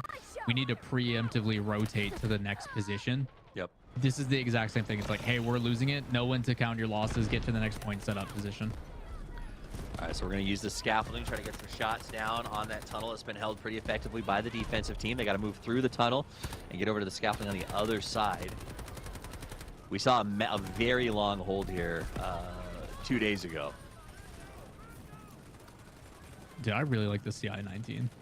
It's insane. Like, seeing these guys, like, seeing this like, many guys using it in like one after another at this skill level has been shocking at how good it is. Does that make sense? Like, when I watch a streamer use it, but like normally when I play games like this, right? You boot in, you're like, shit, I gotta level that gun. I gotta get all the attack. Yep. I've got weapon tokens. I can boot in and boost that thing all the way to like 79 or 75 or whatever it is, and it's like it's fully kitted, ready to go. I can just use it at its optimal way. Yep. And then they'll nerf Love it. Oh well, yeah, but. But I felt so good when I did it. That's how I'm supposed to play, right? That's my grind. I gotta get more tokens. That's how games work. Yeah. Gosh, you know, I have a 10-year-old and he's loving video games. He's a total gamer, but he hasn't hit that stage of our life yet where like min-maxing is everything, right? And like meta and looking things up. And so like he's he'll still play having fun. That's cool. Yes, he plays a game and he's like, Dad, look at this thing I figured out. And I'm like, I'm so proud of you. Don't ever get Google. You know what I mean? Like, it's super cool.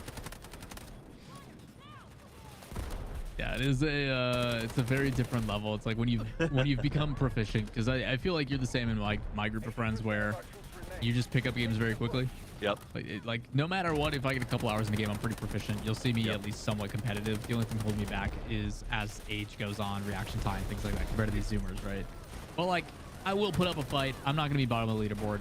We will be competitive. Yep. And I have to be obsessive about what the game is. I have to know all the nuances in it because I need to make sure that I'm not holding myself back. I have to. And it does ruin things sometimes a little bit, but at the same time, it's like I'm just happy for myself that I'm able to be that invested in anything, let alone a video game. Yep. Oh, 100%. And I think that honestly, it's one of the reasons that I think I've enjoyed Delta Force so much is it feels familiar, but a lot of the things that they've done sort of take that familiarity to the next level. An extra challenge here, the ability to calibrate your firearms. My favorite calibration is every single optic. You can change the zoom just a little bit. You can find what balance, what feels good for you. So it's taking the familiarity of these modes that we've grown up with, right? Where you understand the mechanics and how the game's supposed to work, and then adding ways to make it your game. And that, to me, is what really stands out. The ability to control your experience down to the T, I think, is very, very important, especially for how games have become these days. And then you pair that with the developer that is actually in tune with its community, that is trying to provide updates and balance things and bring in new content in new and exciting ways. It is very tough to find a game that has a little bit of everything for everyone, especially in an FPS. The only thing that's going to hold back is like this style of FPS. If you want a tactical FPS that is more focused, well, they have that too. Go play Operation. Like, you're good. Like, they have it. Yep. Sure, and maybe not be. Maybe we see like a 5v5 search and destroy type bomb plant mode. That would also be sick. That Who would be knows? pretty sick. That would be pretty sick, actually. The number one takeaway for Delta Force, the gunplay is fun. That's all that matters to me. Yep. It is. It's a very rewarding, and they've really nailed their feedbacks too on this game. We were talking about, me and my wife were talking about this morning again. Dude, how do they get a tank in here? They just drove it right in. I think they dropped it through the tube and then just been working their way through the containers. The only surprise for me is that Bato is not the one in it. Right? Felipe is really been doing his gun game. What is He's like, no, oh my goodness, nobody expects this. I mean, think about the response it's going to give him, though, right? Oh god, it's so important. Yep, you just sit in here with the turret. Nobody can stop you or eliminate you because there's only 3 access points. Dude. Respawns for days, kills the whole time. It's great. They do hey, this take it he was down. mad about it. He took that personally. Yeah. Good job with the C4s. Again, it's just one of those things too. It's like when I'm playing, I'm like, do I really got to be the guy that's going to switch to the RPG and take care of this thing? It has to be me. I don't want to do that. You know, I do. Chat's doing it. I think they deserve it. I want to give a shout out to Brazil for showing up at this tournament for the record. 100%, like, man. There's so many Brazilian players who are just hyped and in this, and it's awesome. Oh, dude, the fact that their fans always shell out. We're lucky in my mainstay. Obviously, Rocket League, we have Furia, where like having 30,000 people yell Bora and stuff is so sick. Like, I don't know if you've ever gotten to watch like the Sao Paulo like majors and stuff for like Counter-Strike or anything. It is so infectious watching that fan base just absolutely gush over their teams. It's dope. It loves esports, and I love that. Yep. It's like the Scandinavia of South America. Yeah. Except they don't have the excuse of it's dark 3 months a year. Yeah. Every time we get a Finn who comes out, I'm like, it's because it's so dark out. Yeah, it is wild to see like this evolution to, like, we grew up obviously traditional sports time. Like esports wasn't really a thing when we were kids. It was just still like even more so in its infancy than it already is now. And like now you're seeing kids grow up in the C9 household or the TSM household or the G2 household, which I think is super cool. I mean, obviously the ones that are taking over are a lot of the French and like their compassion towards their teams and like getting a 30,000 sold out arena, all chanting and cheering the same thing with all in coordination for like lights and this. It's just it excites me for what the next 10 years is going to look like. It does. I mean, I think the growth at the youth level has been huge, and a big part of that, right? Fans come from people who love the game, and esports is probably the most accessible sport in the world, so it's pretty cool. All right, B2 was caught for a second, but that will not last. This has been a hard-fought battle. For a second, I thought they had it. For that, B1 and B2 were close. The pushback, the recap on B2 was big time. Yeah, it's always going to be a little bit difficult. We talked about how, hey, is 375 enough? It seems like they gave them way too much to work with, but we're already down 240 of that, right? Like it goes quick. So a lot of these maps are definitely, I think, tough to put under siege if you have nowheres on the other side, which is usually not the case. Like when we're talking casuals, I think these maps are pretty well balanced because there is always that margin of error based on people who are really, really good and ones who aren't. Like you have a much larger impact in pub lobbies, but that is something that I think we may see adjustments to. Like my hope is that they start making maps that are made specifically for the competitive scene, ones that are fine-tuned and tailored, that may be a little bit different from what we get, or just evolutions of what is the base. And I think that's kind of where we're at, though, is where what they're doing is they're looking to build this competitive scene because they understand, like, I think you have to understand when it comes to real true map balance, it's a common practice in the first 6 months of a game to go to the streamers and the influencers and be like, you guys are playing a lot. What would make this map better?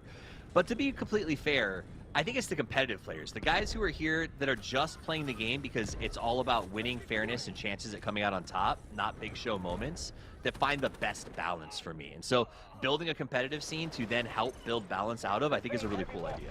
Yeah, I think it's really difficult as well as a developer because the issue is you think about how many people, like I think it's like 90 to 100,000 people are actively playing right now. Right. You're taking 0.00001% of that and putting them in a lobby together. Yep. And you have to find a way to make sure that they're enticed and it's fair and it's balanced so it's competitive. But at the same time, you don't want to ostracize your majority of your fan base, which is the casuals that play and just log in for fun every day. So I do not envy balancing teams. Like when it comes to the dev teams, it is so difficult to find a way that it feels good for casuals to jump in. And that's why there's different game modes. Like we have the big issue in Rocket League where like so many of our pros complain about ranked and I'm like, it's not made for you. It never will be. You are 1800 MMR above the highest rank. You're not supposed to. Your queues are going to be long, dude. Like it's just how it's going to go, you know? That's why you have scrims every night. Stop complaining. Yeah. We get the same thing where I'm like, you have scrim lobbies. You get to do 8 games of hardcore scrims every night. Stop complaining. All right, so nice Bravo secure. They do manage to take it. They drop down to 188 tokens. That seems like a reasonable, fair split going into the last objective. If I'm on defense right now, I'm feeling confident. I wouldn't say that I'm like secure in the decision, but realistically, I think, you know what? We've got a really good fighting chance. Like this is definitely doable because getting into that last like biology labs area is a pain in the butt. It's so difficult pushing back. We've seen how much a good M249 can hold the vent on his own without reloading for like what is legitimately 5 seconds. The amount of electric arrows we're going to see from Luna over in that area, the amount of people that we're going to see try to push through that main area, even with the flank, you're going to be held down. It's just such really long, straightforward hallways that you just got to prone and click. Like move forward by inches. I think getting all of the smokes, getting as much as you can utility-wise for push forward here is going to be huge. Nice little play. I like that high up. Such an aggressive push, and everybody just jump off and trying to find something.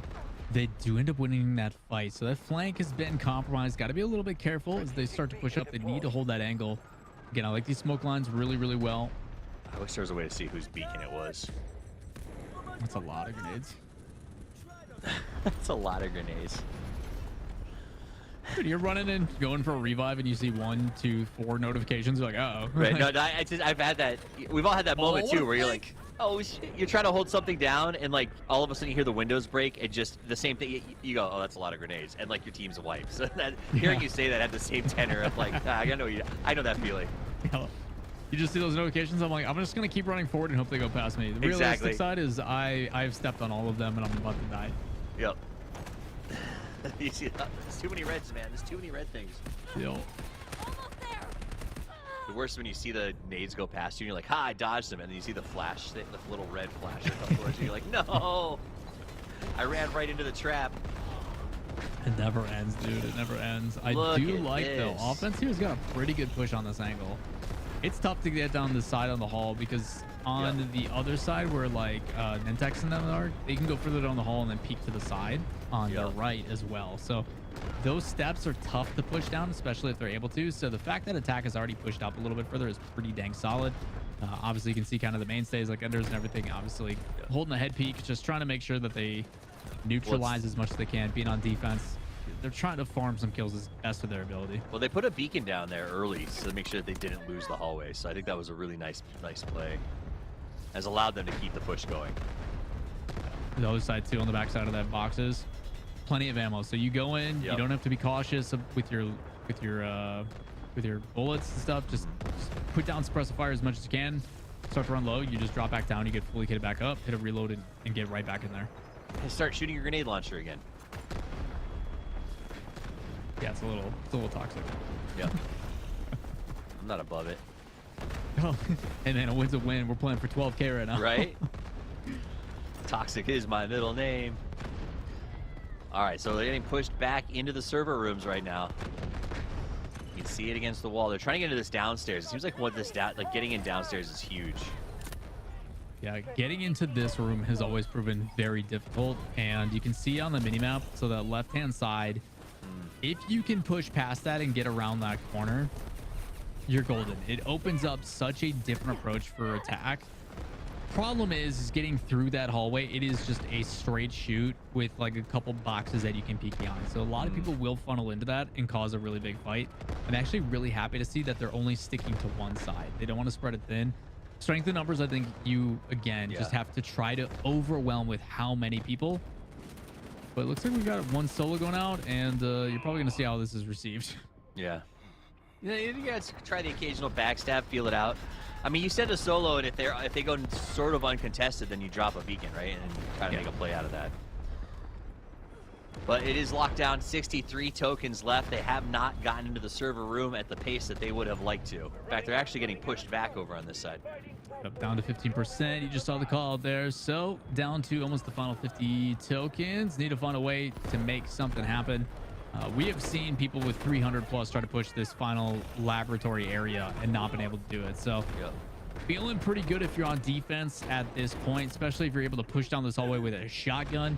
And when you get up close and personal, that person has been using that shotgun all week long. So sticking to what they know. But as of right now, I see a sea of red, and it's going to be a very difficult time getting past that. Very, very hard. We need 600% more riot shields to walk down this hallway. My real question is, what is Batu's feelings knowing that he's not in a vehicle? Like, is he okay? Right. Do we need to check in on him? You saw that guy got the vehicle inside, and he went over and C4'd it right away. He said, if not me, then not you. That's the way it should be, man. It was actually, it was him that got the car. That's amazing. That's so good. It's like his car sense was tingling. He's like, something's aloof. There's a vehicle nearby. If I can't have it, I must blow it up. All right, so they're down. They made downstairs. 19 redeploys though. If they somehow clutch this, there's no chance. Surely it can't happen. They try so hard though. The flood is there. No one can seem to get on the spot. 6 redeploys, down to 4. The music is playing. Have a redeploy down there. It's too little, too late. Yeah, the difficulty is while they do have a good flank going on and they are applying pressure, unless someone is actively capturing the point and the game sees that you are pushing that zone, and you can go into OT, it'll extend it. But if you're not, if you're just trying to get strength in numbers and then push, it's too little, too late. So you know, we mentioned the resources coming out of B and said, is it enough? It seemed like it was right on that line, because honestly, I think if they had about 20 more tokens, because that cap was literally just kicking off at the moment it ended. Had they had about 5 to 10 more seconds to convince the game, hey, we have a shot here, they go overtime. So I do think that could have been a little bit different if it hadn't been for this really strong hold. And I think you talk about that. A is supposed to go down fast, right? The hold on A was actually really, really impressive. They lasted an extra 4 to 6 minutes, I think, than I expected it to. And that would have been the difference in the 20 to 40 tokens that they needed on the back end. So great job, defense. Great job. Yeah, offense usually takes that one from what I've noticed, but it does come down to the wire. Once you get to labs, it is, like I said, strength of numbers. And they had that. They were able to get through on the flank on the low side. They did get down a redeploy beacon. Yeah. But before they can make that push with all of those people that are now downstairs, too little, too late. So unfortunately for them, but the nice thing is we are going to go into a player interview here shortly. We'll get to talk to them and kind of pick their brain about stuff. But before we do that, conversation then shifts, right? Hey, you just played that map, swap sides. Can you do what the team just did against you? Like, it is an immediate reaction to saying, hey, they did this one thing really, really well. We could also take that into our own account. So pretty crazy stuff, but it looks like that interview is ready to go. We're going to throw over to it. It is the one who has been a true certified fragger and living up to the name of the team. It is Trev, who has been dropping 5K and 10K every single time we tune into you, man. Your shots have been nasty. Talk to me about how you're feeling today on the field. To be honest, today it's a little bit of a rougher day out in the field compared to our performance in semis. We're still trying to keep up our points and everything, but we're not playing with some of the teams that we thought we were going to be playing with due to the seeding. We were unaware, so like Butter, for example, we know they were like really good with vehicles, and we always like having them on our team. But today they're on the other team, so working on countering that and just working on keeping the points up overall, pushing the points. But still got 2 more games to go. I think we can pull through some dubs. Butter on vehicles. That's funny you bring that up because we've noticed. Now, let me ask you, you bring up the other teams. How is that working, the inter-squad comms? Are you guys communicating pretty effectively? Is it just using in-game chat? Do you have some sort of Discord set up? Like, how are you guys working together on a larger scale, or is it still pretty much just your squad doing your own thing? I would say like most of the games, it's just been our squad doing our own thing, but occasionally we'll type a team message out like, hey, let's maybe try and push left more. Like last game, for example, we did try and go for like a last minute push left. Almost worked. We got a team beacon down in their back line, started capping, but unfortunately the tickets just weren't there for the play. So, a little bit of communication, but just mostly keeping it to ourselves and keeping each other on track. Well, it seems like for the most part, you guys have been effective. Like at the end of the day, when it comes back to it, you can control what you guys do best, which has been that. Is that something that you now take into adjustment? Because this is the first time that we're going to get to see you guys immediately back to back play on the same map. You're switching roles. So do you take into account what just went down of, hey, this was really effective against them, we need to look out for it? Or are you guys saying, hey, this is what worked really well against us, let's recreate that? Well, one of the things I think we do best is like, we've been practicing a bit leading up to this tournament, obviously. So we have our game that we want to play. And, if a variable comes up or something's not working, like, yeah, we try something else, and we definitely take into account like what's going on, like happening on the map at certain time periods. Like we notice, there's a lot pushing left, we readjust for it. Or, going to these next games, like seeing some of the strats the other team did, like, I'll say even before these matches today, like we're well aware of what's coming. Okay, that was kind of my next question is, this is a lobby with some people who are taking it very seriously, probably sweatier than a typical lobby would be. Have you learned some new skills? Have you guys seen things that you haven't seen before? Or has it been pretty much business as usual, the same stuff that we've seen for the last couple of weeks? Or are people changing sort of the way the meta's played? Yeah, actually, I would say I've learned a lot. VOD view is a really important factor, especially VODing, the better players. Bisco was talking about it yesterday. Myself, actually, I made the adjustment. I went into this tournament. I started playing the game like 2 weeks ago. Only played medic, and would just use like, smoke abuse, push up flanks. I don't know what the word would be.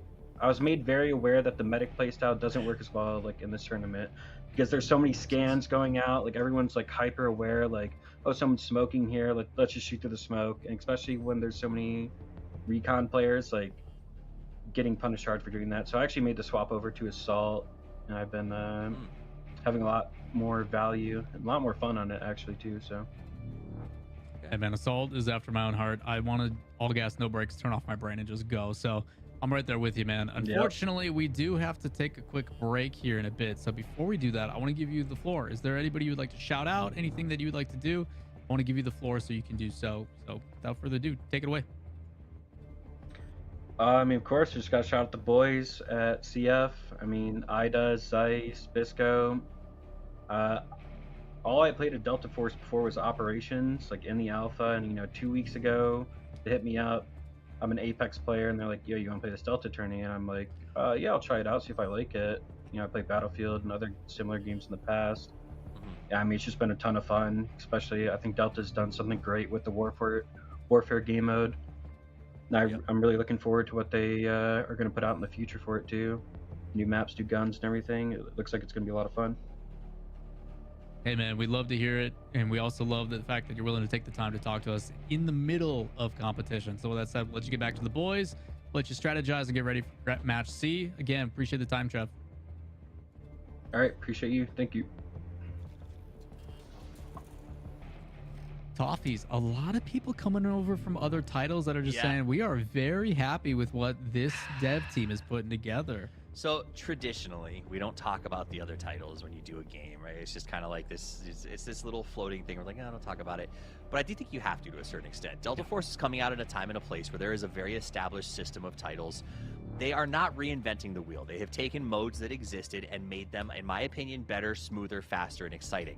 I think Apex is one of those games that I will mention because I think that the movement style of Apex has translated well here, and a lot of players who like that game's speed, but maybe not the way that the game is played. The res system, some of the other zip lining, the way that some of the stuff exists in Apex have really responded well to the way that Delta Force has designed their speed and their fighting. And I think that that is something, and the same with operations. You know, you go to, there's a couple of modes in other games that are similar in movement style, but the timing that Delta Force has put into the game is beyond something anybody's done before. So I think that they have really taken the wheel and somehow made it better, and I love that. Yeah, I mean, we're talking about Warfare, which is essentially a big team battle fight, right? Yep. Like, it is normally and historically, with if we're alluding to other titles and stuff, I mean, Battlefield was the one that really made it iconic. You can see a lot of inspiration from that, but what really entices me is this feels more like a TDM than it does a big team battle. And it's like, how did you guys manage to find a way to provide that feeling despite it being a large scale map? And they're like, well, okay, you scale it down a little bit more, you add vehicle play in a way that is accessible, where you don't have to hope that, you know, Tweedledee and Tweedledum just immediately snipe the helicopter or the jet every single time and then crash it into a build. Like, they find a way to make sure that they do a really good job of enticing, be aggressive, be competitive, and enjoy yourself. Large scale BDM. Because you're right, it's not the hundreds of versus hundreds. You know, you've got the right amount that it feels controllable, it feels attackable, and I really like that. Now let's take a look at the grand final. Best kills did come down to the defensive team. Not a huge shock there when it comes to this map. The points are what will be interesting, and I think that maybe less than we saw at Trenches for defense, because there wasn't as much retake in this game, right? In Trenches, you're going back and forth constantly. Here, once the attackers take a position, it seems like most of the time you get one retake max. Yeah, it's been really exciting as we take a look again. Of course. That is a whole lot of defense, man, on that list. But one stands above, and I'm sure as being certified fraggers, as we just interviewed one of the players, it's very happy to see his teammates performing as well as he is across the board. Sorry, just watching you have a great time. I 92 res. I read the name and I'm like, adds up. I read the name and I'm like, that adds up. That is definitely a person that with that name would act like. All right, best rescues. So the attackers still going out to rescues. Not shocking to see more rescues, obviously, coming from the attacking side, as that matters the most to them. But like you did hear that interview, it's not necessarily the go-to style of play right now, because the smokes just aren't as valuable as they used to be with how everybody's playing Hat Claw, how everybody's sort of using, honestly, Luna all over the place. Kind of contested a little bit. Yeah, that's kind of the conversation that's been alluded to throughout all of these days. Both modes applicable, which has been, it is weird having people that I can rely on. Having someone that I know has my back, that can hold that point, that is understanding if there is smoke, you throw vision and scan the smoke, because that's usually where people are. And because of that, you're seeing that natural evolution. You're seeing that natural push of the meta, which I think is really, really exciting. And for these players to actually have to think and act freely of themselves. You know, and I will say, I think that they have evolved the way that they're playing as well. Like, you know, you talk about we're seeing so much Luna. Why are we seeing so much? Because the comms and the reactions are there. So I know that a 60 mag CI or CL, if I have a Luna and I can spray the entire smoke line, every one of those bullet tags is a wall hack for an eighth of a second. And so if I know my squads are working together and they're looking for that information, that means that wall of smoke is completely irrelevant. So I love how they are using that sort of stuff to go even a step further on evolving the meta. Yeah, I mean, part of it, right? If you can, put that smoke on them. push that smoke up. If you are trying to push across a line or like a choke point and stuff, that's one thing. But again, it's just that next evolution of how we're going to play. So with that in mind, we've got to stop talking about what we feel and how we think. We got to take an actual break. When we come back, you guys, it's match 3 of the Delta Force community tournaments for Warfare. Don't go anywhere. We'll be right back. Come on. Almost there. Admit defeat, rookie. Give it to me. What? I didn't even think about it. You don't know what you're doing. Give it back. Look down on me. Give it to me. Looks like it's my turn.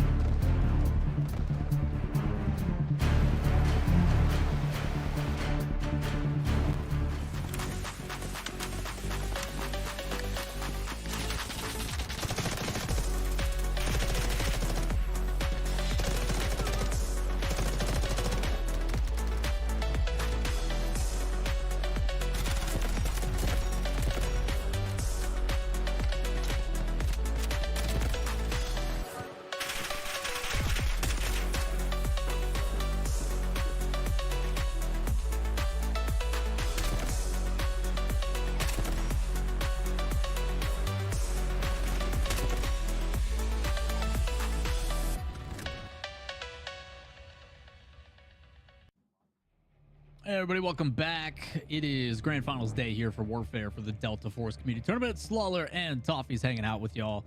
as we get ready for match number 3. And we're going to be jumping back to the same map, except for we're switching roles, offense and defense taking turns. So a little bit different from what we're used to, and I think the best of ways. And as we're tallying up the totals and stuff, so we can kind of tell you where the leaderboard's at, we'll get into that. But key takeaways, obviously, we got a little bit of an interview in there talking about how we're seeing this meta shift and how, hey, people who know what they're doing are kind of rendering our old strategies useless. Yeah, absolutely. And I think that's kind of fun to see how it's evolving a little bit. I do think the idea of these players communicating with each other for the first time has been really cool. But here's the overall. Certified Fraggers, we just heard the interview with them up at the top right now from Group B. Foreheads right behind them. It's actually very, AB for the most part. Yeah, pretty crazy stuff across the board. Awesome to see the fact that there is that competition. But you look at the rest of the boards, man. Look how close these teams are, how aggressively they are going to have to play. But when you take a snapshot between number 3 down to probably number 9, yeah, you're only talking like a 20K difference, man. That's one player on a squad. I gotta tell you, the Foreheads, despite the big foreheads, they're pulling a lot of weight there with 11, 12, and 13. To have 3 of your teams that far down has got to actually be a little bit challenging in terms of when you talk about how like we missed that push by 6 tokens. There's some fingers you can point. Yeah, it's going to be interesting to see how that shifts, though. Again, teams that they were expected to, I mean, we even heard it directly from Certified Fraggers. We had expectations of certain players that we know a play style that we can rely on that really leans into it. And now that they've been exposed to, okay, the team that we were going to play with is playing like this. We've got 2 games under our belt. I think they can really start to double down on the certainty of expectation that they would like to enforce. So we do have teams that I think are building that familiarity as this tournament goes on, which I think just makes these last rounds better and better. So again, we're going to be swapping over. It is 2 trench lines, so a little bit different here. We are going to see Team A, who got to play offense the first time, is now going to have to play defense in back-to-back matches. Group A played offense.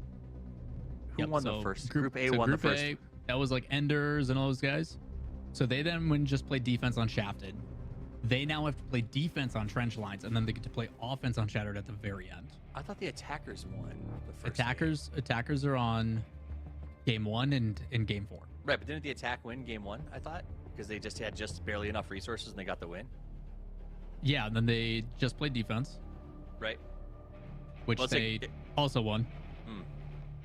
I'll go method. I wouldn't mind seeing the slide again, because I'm trying to figure this one out. And it said B had won the first game, but B was in the attacking position on this one, I thought. So maybe it is.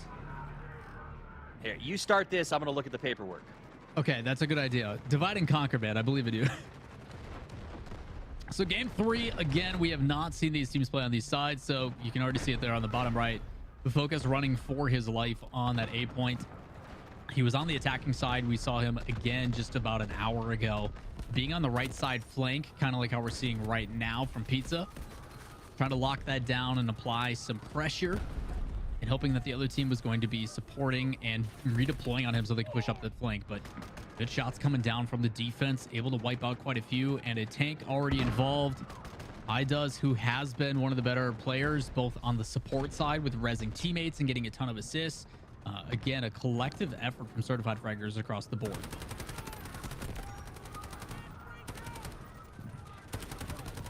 All right, so game 1, A attacked, B defended. You are correct. B is attacking now. A is defending.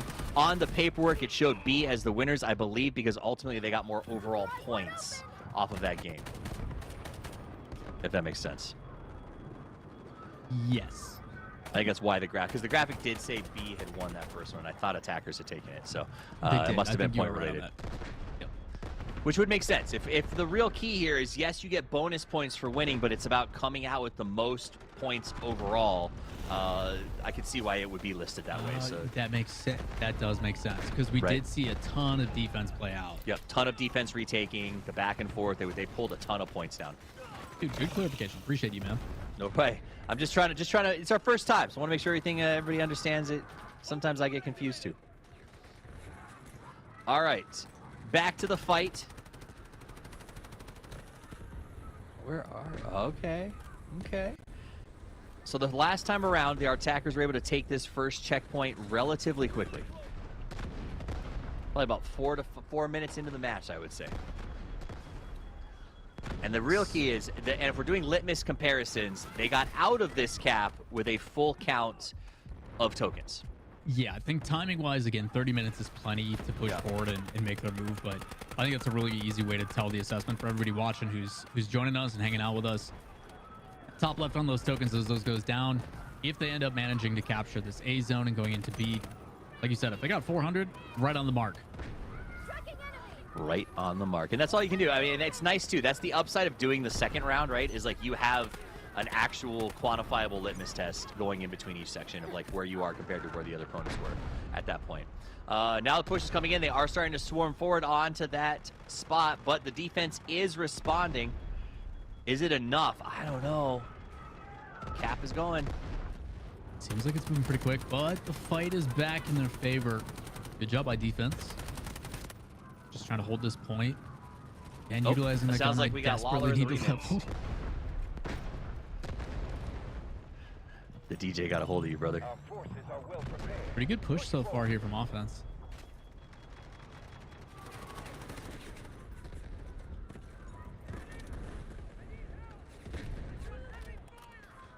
Look at that. Lawler fans in the chat.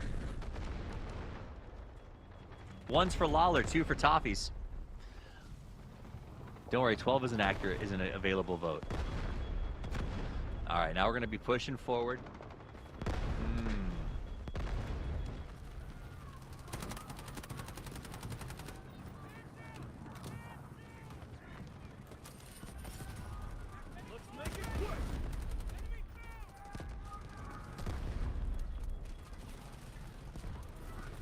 Toffee, do me a favor and talk for an extended period of time. I'm going to listen to the broadcast. All right, guys in chat, I think everything's going pretty smoothly.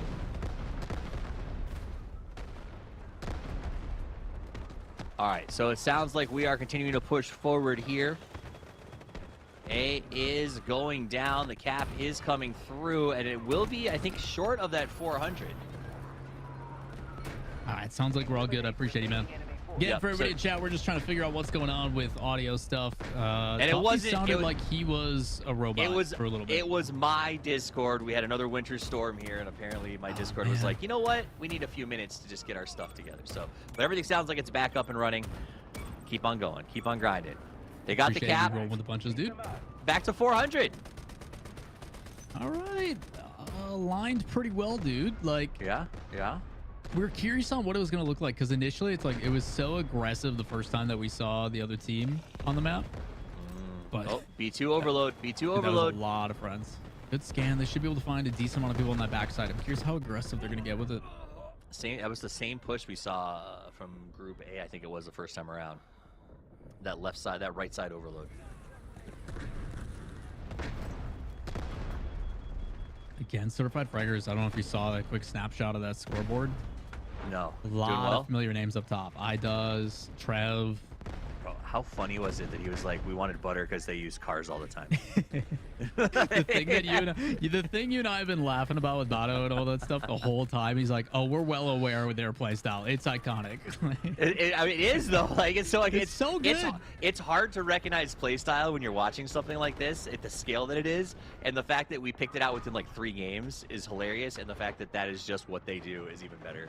So good for them. I mean, that is a skill that absolutely is marketable. Knowing how, when, and using those cars or vehicles is a big deal. I mean, the fact that they're like, we were looking forward to it proves how impactful it is, right? Yep. Like, for a team to directly, out of all the other people in this lobby, he's like, man, we were looking for butter.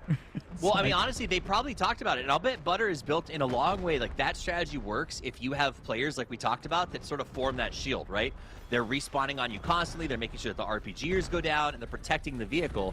It wouldn't surprise me if in the run-up they thought they were together, and Butters made an arrangement to say, hey, we're going to be your respawn. You guys agree, like, let's play this together. And the 7 players should be able to protect me really without any issues whatsoever.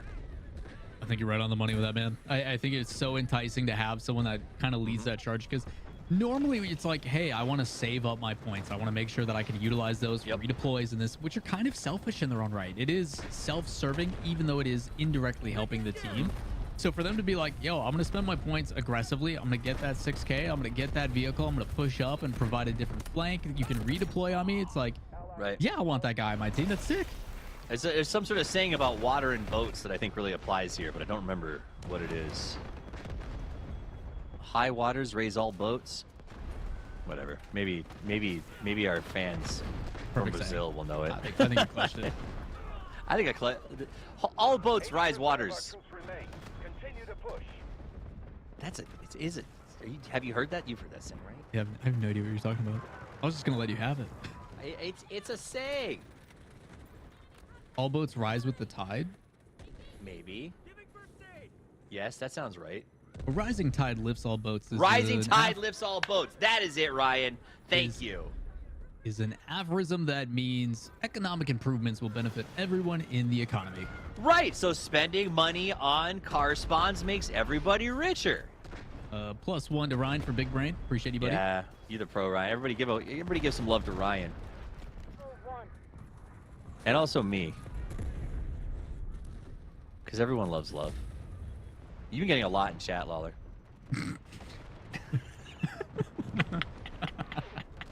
It's a different kind of love. Oh, shit. I was breaking up. I called for a vote for who their favorite was, but apparently my Discord cracked because they were like, you can't just do that. All right. B1. I thought it was a snowman, not a DDoS. Adam's team was like, no. Which is funny because your team's my team. B1 going down. B2 at the back and forth has been pretty good. I guess it's harder as defense to hold both, right? Like when we get to C, the back and forth is more palatable, whereas here, or not, sorry, D, whereas here it seems like it's just too far to be able to take your defense back and forth from B1 to 2. I think a lot of people try to do that where they split their focus a little too much. Yeah. Where it's better, I feel like right now, like, hey, we conceded B1. We're going to send a collective effort and try to get that. But notice how there's so little. There's only like half a squad at B2 right now. Yep. I think that's a really good play.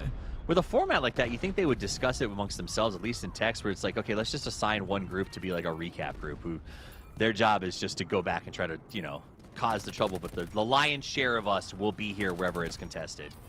Yeah, a lot of times it feels like it happens intrinsically too, where it's just like, hey, we understand, man, that like someone is going to be the retake. You're going to be the guys that just kind of delay this whole thing. And there are some people that naturally do that. Like I look at players like Enders and focus the guys on foreheads because they're usually top of the leaderboard for kills. It's like, I have a lot of faith in you going out on your solo mission and just causing disruption and delaying the inevitable from what it feels like this B2 cap, which congratulations to Attack. They managed to get it yet again. But immediately now you see Red is starting to swarm and defense is coming right back to it. Yep. Also, a lot of love going to CF from the chat. I don't know if they just brought all of their cousins or if the fan base is that big, but I absolutely love it. It is cool to see people in chat rooting for different squads. Anytime you have that familiarity too, I know it kind of invigorates the guys that are competing. They don't see it now, but from what we've heard, all of these guys are going back and doing VOD reviews, so a lot of them are coming back and watching the broadcast. So being able to see that and then just see the people that are like, yeah, rooting for us, it's like, it's a good feeling, man. Yep. Because it's the VOD review's got to be fascinating for them on the first, because it's the first time that not only do you get to watch your opponent's perspective and remember what it was like to be in there juxtaposed against your entire stream. I would assume most of the serious players are recording their game right now, so they will be able to timestamp the map pulls, if that makes sense, and go back and watch other teams' perspectives, say, oh, here's what they were doing, looking at our stream on the same timestamp, here's what the map looked like. You can really learn a lot in ways that like no one ever could before. There's no way to really go back and have done that prior to this. A lot of lessons to be learned, man. The pubs are going to be so much harder for everyone else after this. Like, I'm not kidding. These guys are going to go divide and conquer to a degree that they never did before, just because they've gone through this like crazy trials and tribulation. Yep. But all these guys are grinders, right? So like the tendencies that you see here are going to be the overarching trends, and you've been able to not only look at them, but see them from a top-down perspective, and like it's going to change the way that the MMR is laid out after this, right? Like, it's going to be a wild 2 weeks. If you're not one of the guys playing here, grab the coattails of whoever is in your MMR and just follow them for the next week. Hey, man, I am going to be the best butter team I've ever been for. If I see like an Enders or something in my lobby, I'm like, don't worry, man, I know what to do. Right? Yeah, I figured, Rose. I was just kidding. Oh, can you imagine having that many cousins? That's a lot. That'd be sweet. I am one of. My dad is one of 11. Yeesh. Someone of like 35, 36. Something. It's a lot. It's a big That's too family get much. together on the dad's side. Yeah. Hope we don't do Christmas together. Yeah. Oh, It's gotta it's crazy. Are you a one at a time kind of family, or do you guys all open your presents at the same time? Usually at that event, it is like everybody is forced to do the embarrassing Santa photo. And that's for the kids, you know, the Right, grandkids right, and right. everything like that. And then after that, it becomes more of a free for all. So, Okay. I was gonna say it would have been. ain't I nobody got can't time for that, imagine dude. There's how only long so it would many hours take. in a day. Exactly. Like, yeah, it's a lot, man. I'm married into a one at a time family. It takes a while. I've seen a lot of like short form videos about that. Right. Of like my husband didn't realize he married into it one at a time, and you just see like his body language is just he is seething, bro. He's so mad. I'll tell you though, if you're born in a one at a time family and you marry into an all at once family, that is a tough transition. That is a tough transition. Hey, Jerry likes me. Same. Respect. That's why I like him. He's such a positive guy. All right, 577. We got another capture. Moving on to the next one. 240. A little lower than last time around. I think we were up in the 300s after cap last time. I think a lot less rezzing it feels like coming out from the attackers this time around. As he rezzes as I say that. That's how it goes, man. Nice curse. So we've been comparing how caps have gone on that first zone. Roughly about, what, 400. So they re-got a full total. Do you remember what they had going into C? It was a lot more than 230. It was in the 300s. They had almost fully refreshed to 400 on the second cap. So they were up by a significant amount, I think. I don't like speaking in fact because I hate being wrong, but I do believe it was north of 370. Yes, more cars. It's true. All right, nice advance here. The gun that we have learned to love and hate, the CL-19. Ooh. I was like, isn't that they're the same team? Yeah, apparently the smoke really caused some trouble. Oh, that's so clutch. So it almost feels like shielding in front of the tank. 'Cause the tank has Yeah, more I think value, you're right. but they're trying to go for the anti-vehicle building, because that building is also what's gonna shoot down all of their hard cover. That makes sense. So if they can take that down, they get to stay in behind walls a lot longer. It's a big deal. Everybody does. Wait a minute. There was nobody there.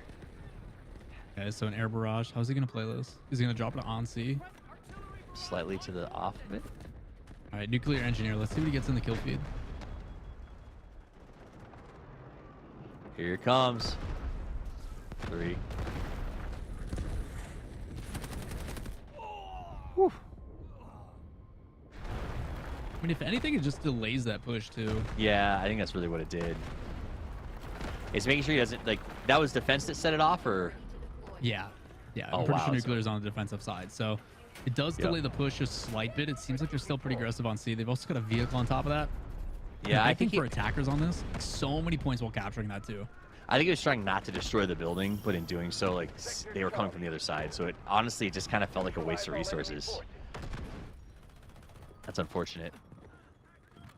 All right, so they capture. It's going to go 277 on this one. So they definitely gained a little bit of ground. I do feel like they got that capture a little bit quicker than we saw last time. It was a great I think that was cap. a really good cap. I think they did see pretty quick. Yep. But we've seen what is insanity on D point. Like the first time we came around, we thought it was over, and then they fought back and forth on, I think it was D2 a bunch. It was. So. The D2 transition, they had at least 2 teams that only job was to retake D1. Like they had a recap team, and it was very, very nice. So this is where I think the rubber hits the road, and we got to see if this defense team, just missed that shot. Yeah, I hate trees too. Got him. That's called guided strip missile. mining. Here's the big one, right?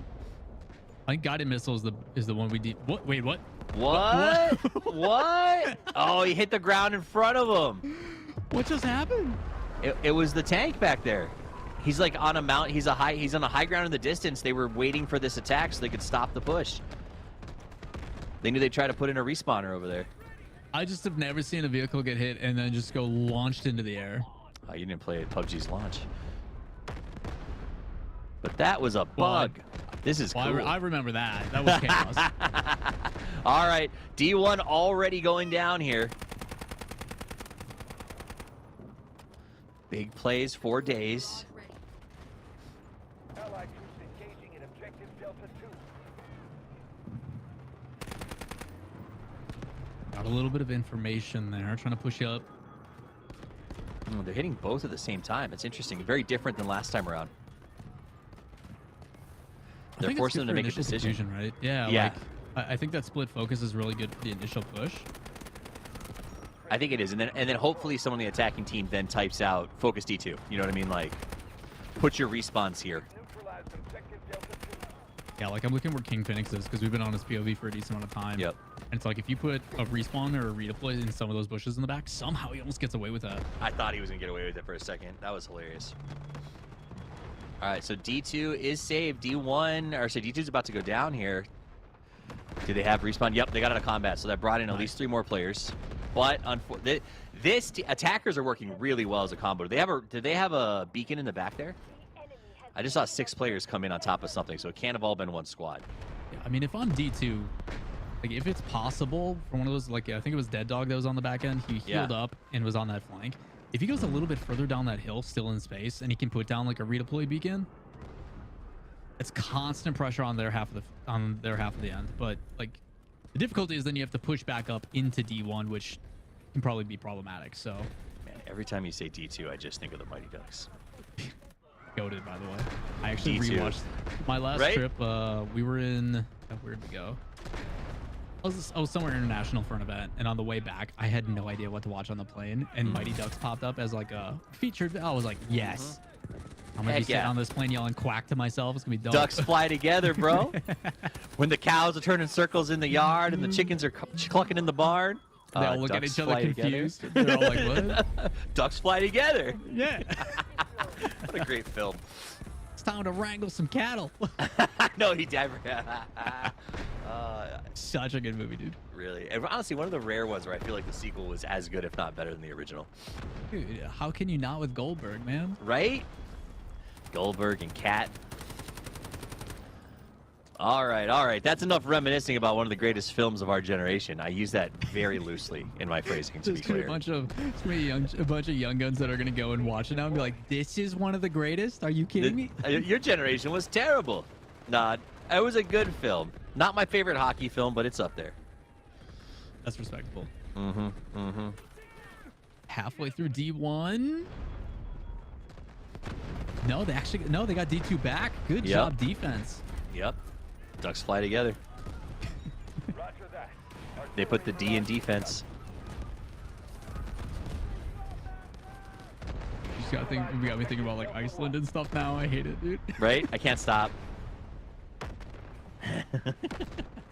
So if it was a cheap shot. If the defense is Iceland right now, do you think they're doing full field press or? Well, no, I think it's the fly. They're running the flying D, so they're going to push into D1 here. They're going to try to retake it, and they're going to do it with the triangle formation.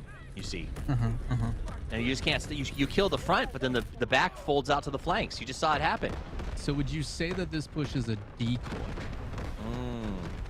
Yes, I would say it's D-bomb. I would hate to be under that air barrage right now, man. Right? But it got him in. That was a perfect time for an air barrage. The defense is playing this very, very well. They're already, so they're retaking D1. D2 is suffering, but the way that they're pushing back is fine. They'll lose D2, but they'll retake D1, and they're playing the yo-yo game, man. We saw, ironically enough, it's very reminiscent of the first time we saw them play when they were on opposite roles. So it could just be a stylistic thing in the map. But, oh god, shout outs to the observers again. You guys are absolutely clutch. Finding that redeploy on the backside has been so clutch for holding D1 right now. Yep, absolutely. I mean, unless somebody comes out with a really wild knuckle puck out of nowhere, I just don't see how they stop this defense. we gotta let it go. No way, dude! That's what I'm calling the big bomb from now on. The knuckle puck? It's guaranteed to score or at least hurt somebody. Yeah. He's gonna hit Bardowski in, and everybody's gonna be like, "What just happened?" It's knuckle puck time. At least Matt Helmsman enjoys it. I feel like he's one of our people. He's like, I understand this reference, and I either appreciate it or it's gone on way too far. Either way, I'm in the know. Right? Smoke screen called in. Okay. Probably didn't need to read that, but I did. Another barrage, so suppressive fire. I'm curious on which side called it. I would assume Barrage. defense. It's French for overwhelming explosions. Did you just make that up, or is that actually Yeah, true? 100% made it up, but it sounds like it could work, right? I was so convinced. Can you imagine if you had taken that on the road with you? Did you guys know barrage is French for overwhelming explosions? No, it's they're not. really putting on a barrage on offense, but like I said, at Rocket League or whatever, and they're like, "Oh, fun fact, did you actually know what it means?" He's like, "No, it doesn't." Like all the French players, are like, "What is he talking about?" I'm like, "Toffees." Shakes fist at Sky. Dude, I would kill to see it. Oh god, if I could get you to shake fist at Sky live on a broadcast someday. There's time, man. There's still plenty of time. Am I roboting again? No, you're great. You sound amazing. Sweet. You know why? Because ducks fly together. D2 is impossible to take, bro. 17. I give all the credit in the world because the amount of time that they put on D1 counterattack simply because of that redeploy. I'm curious on who put that down. It allowed them to push that backside of that hill for so long. Yep. And no one whoever expects got the it got a defensive ton of redeploy. points, man. So do remember though, last time around they got down to 3 tokens, I think it was, when the cap went through. So this is that last moment. All of the money is being spent. Oh, that was a defensive one too. Right? D2 spending. They get it. They get it. You can hear it. Final ticks coming down, and only 3 tokens remaining. Dropping like flies. This should do it. One more left to go, and it is going to be defense that holds on. Don't mess with D2. Honestly, it did come down. They used the same strategy that we saw from the last game. The back and forth. It's just they executed it better. And I think the key was they saved that. They didn't deep save utility. They used those respawn timers, but they were ready.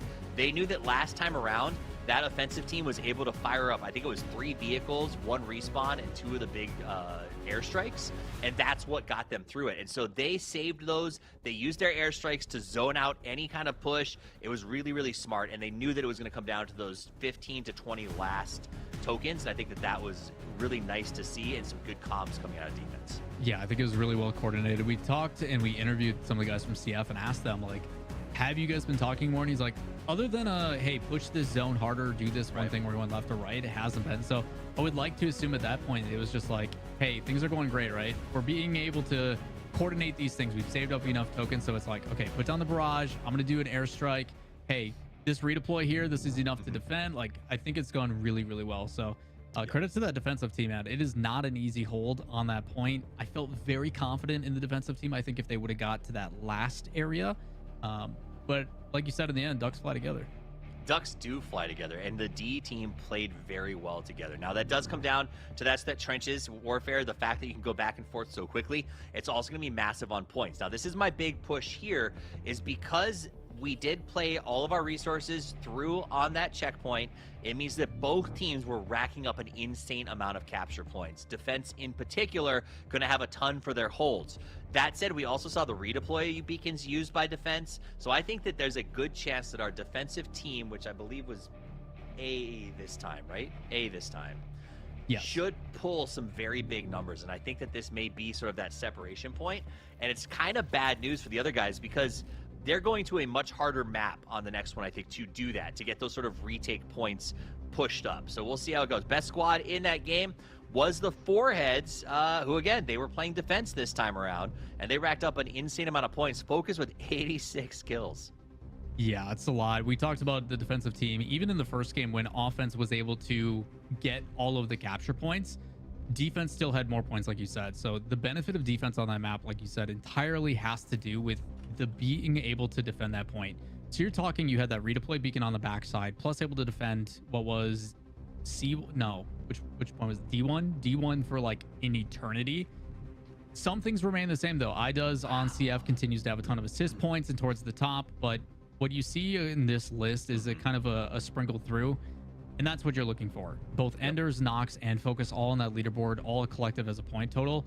Those are the two that we're focused on. CF and TF right now are your 1, 2 in point totals, and I think it's going to tip the skills back the other way. Yep. So it's going to come down to that final round. Again, while it's exciting to watch this and think, you know, oh, A, B, who's better, at the end of the next game, it doesn't really matter, right? It does not, to be completely honest with you. What matters is who is the best squad, and that is the team that will get paid. To remind you guys, for Warfare, your first place squad, not your group, the squad within the group, gets $3,500. Second at 21, 17, 14, 11, 8, 6, 4. So, yes, if you have the best group and you guys get, you know, 5 of your guys into the top, that could be, you know, everyone gets paid, but only one team gets that 3.5K. And so I do think that that is something like Team Forehead definitely has their eyes on that, because attacking or defending, they are finding a way to get points.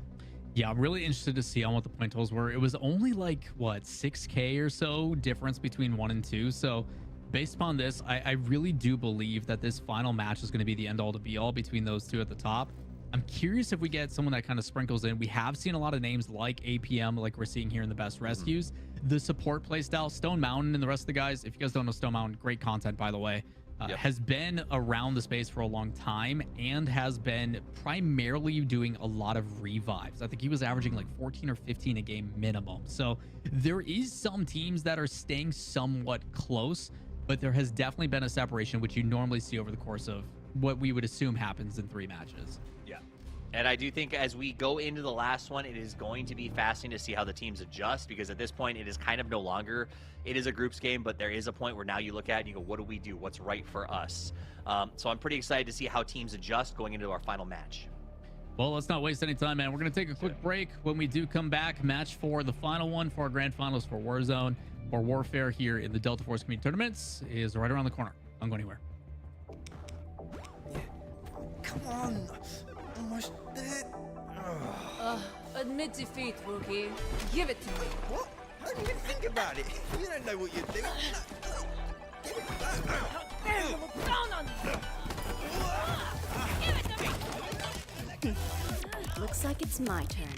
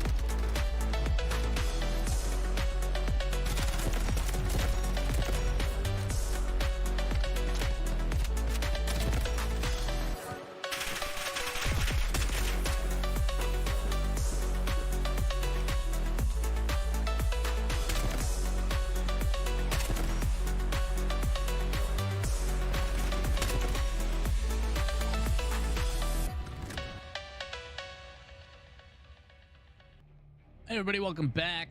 It is the final day, the grand finals here for the Warfare Delta Force Community Tournaments. $12,000 on the line. Lawler and the beautiful Toffees on the cast. Appreciate you guys all being. Oh, there it is.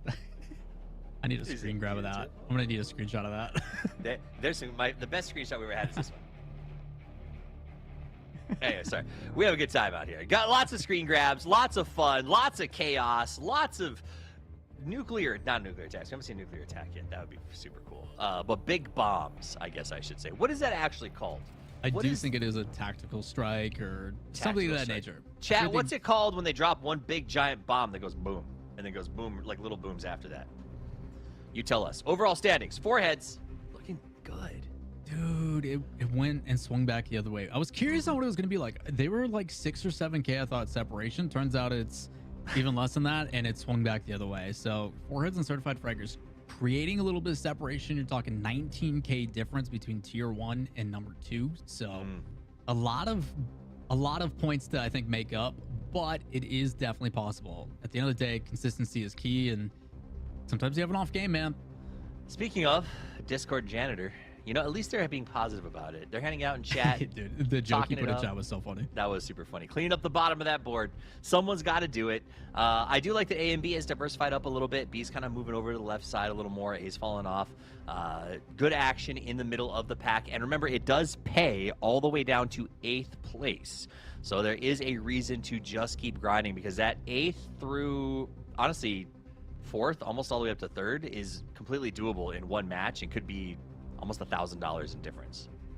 A lot of money still being played for. Also, we're tracking kills for a little bit of a bonus at the end as well. But across the board, it has been relatively competitive. A lot of the favorites that I think we had coming in and some of the highlights that we saw from the semifinals have created some separation. So pretty good stuff as we jump into our 4th and final match of the night in our grand finals. It is Shafted, where we are going to see the antithesis of what we saw in match number 2. So we did see for the last 2 games, Group A playing on defense. They finally make their way back onto offense. Okay, so Group A will be on offense. Group B, okay, got it. So Group B goes to defense.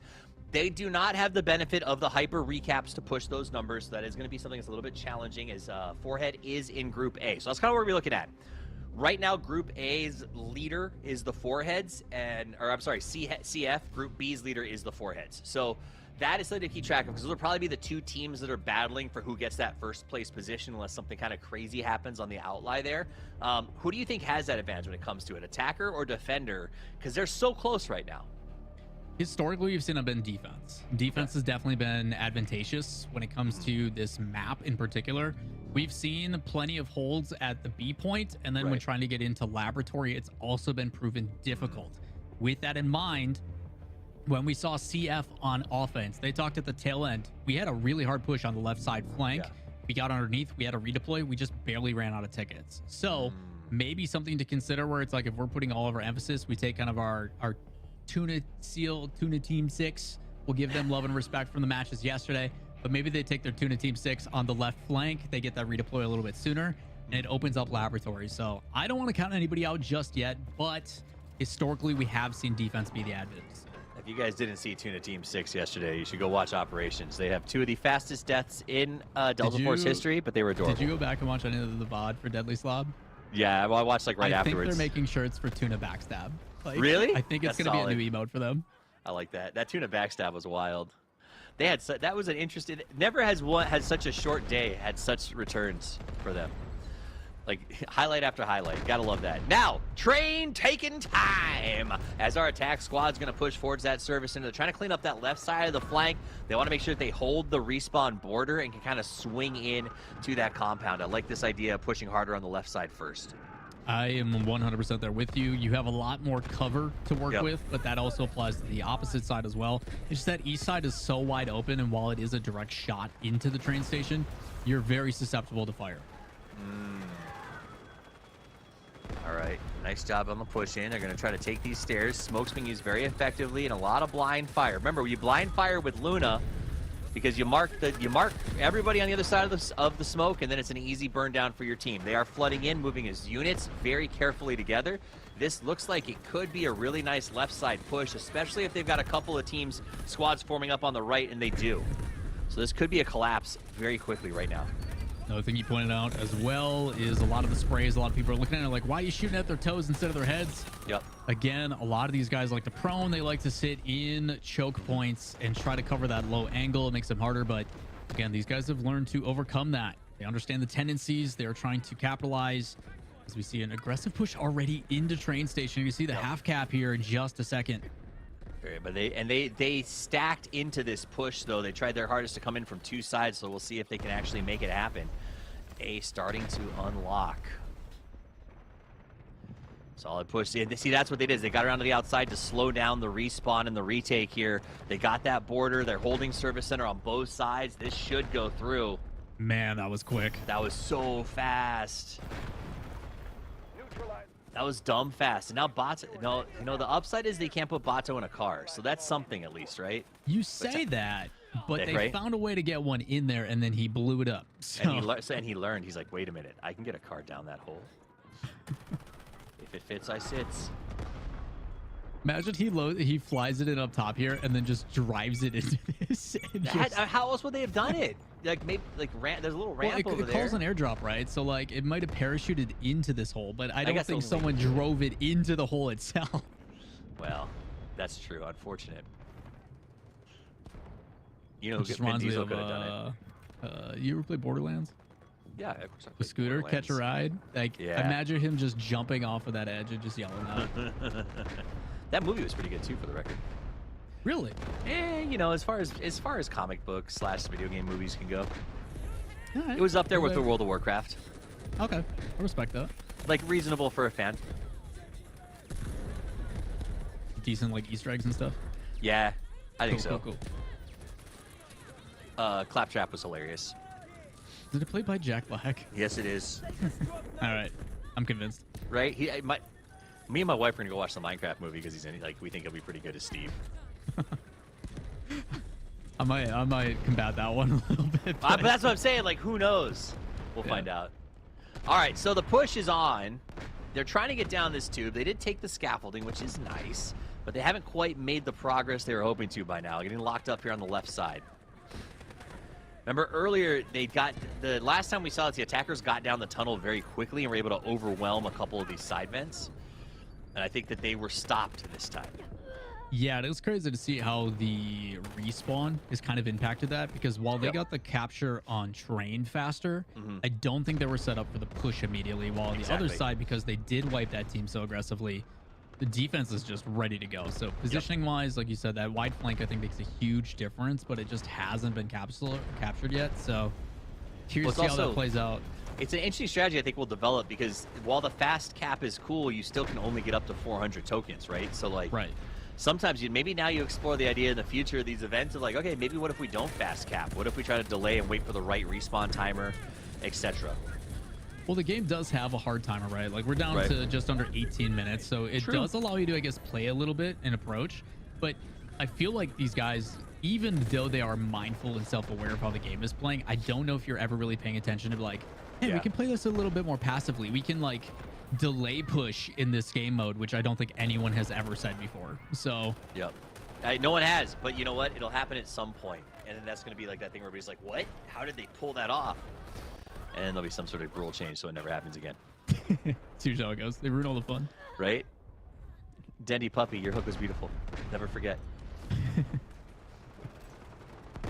All right, now they are moving down the tunnel. They've gotten themselves up to platform 2. They've locked down that second sort of gapper halfway down the tunnel. This peak is tough, man. I like to sit on that platform right above it, right there where that guy is. Except I don't die like him. I win. That's not true. I'm a little afraid of that hip fire.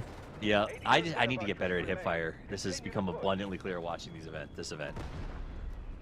It's just so good close range, but the fact that they're able to make it as accurate as they are long range because of the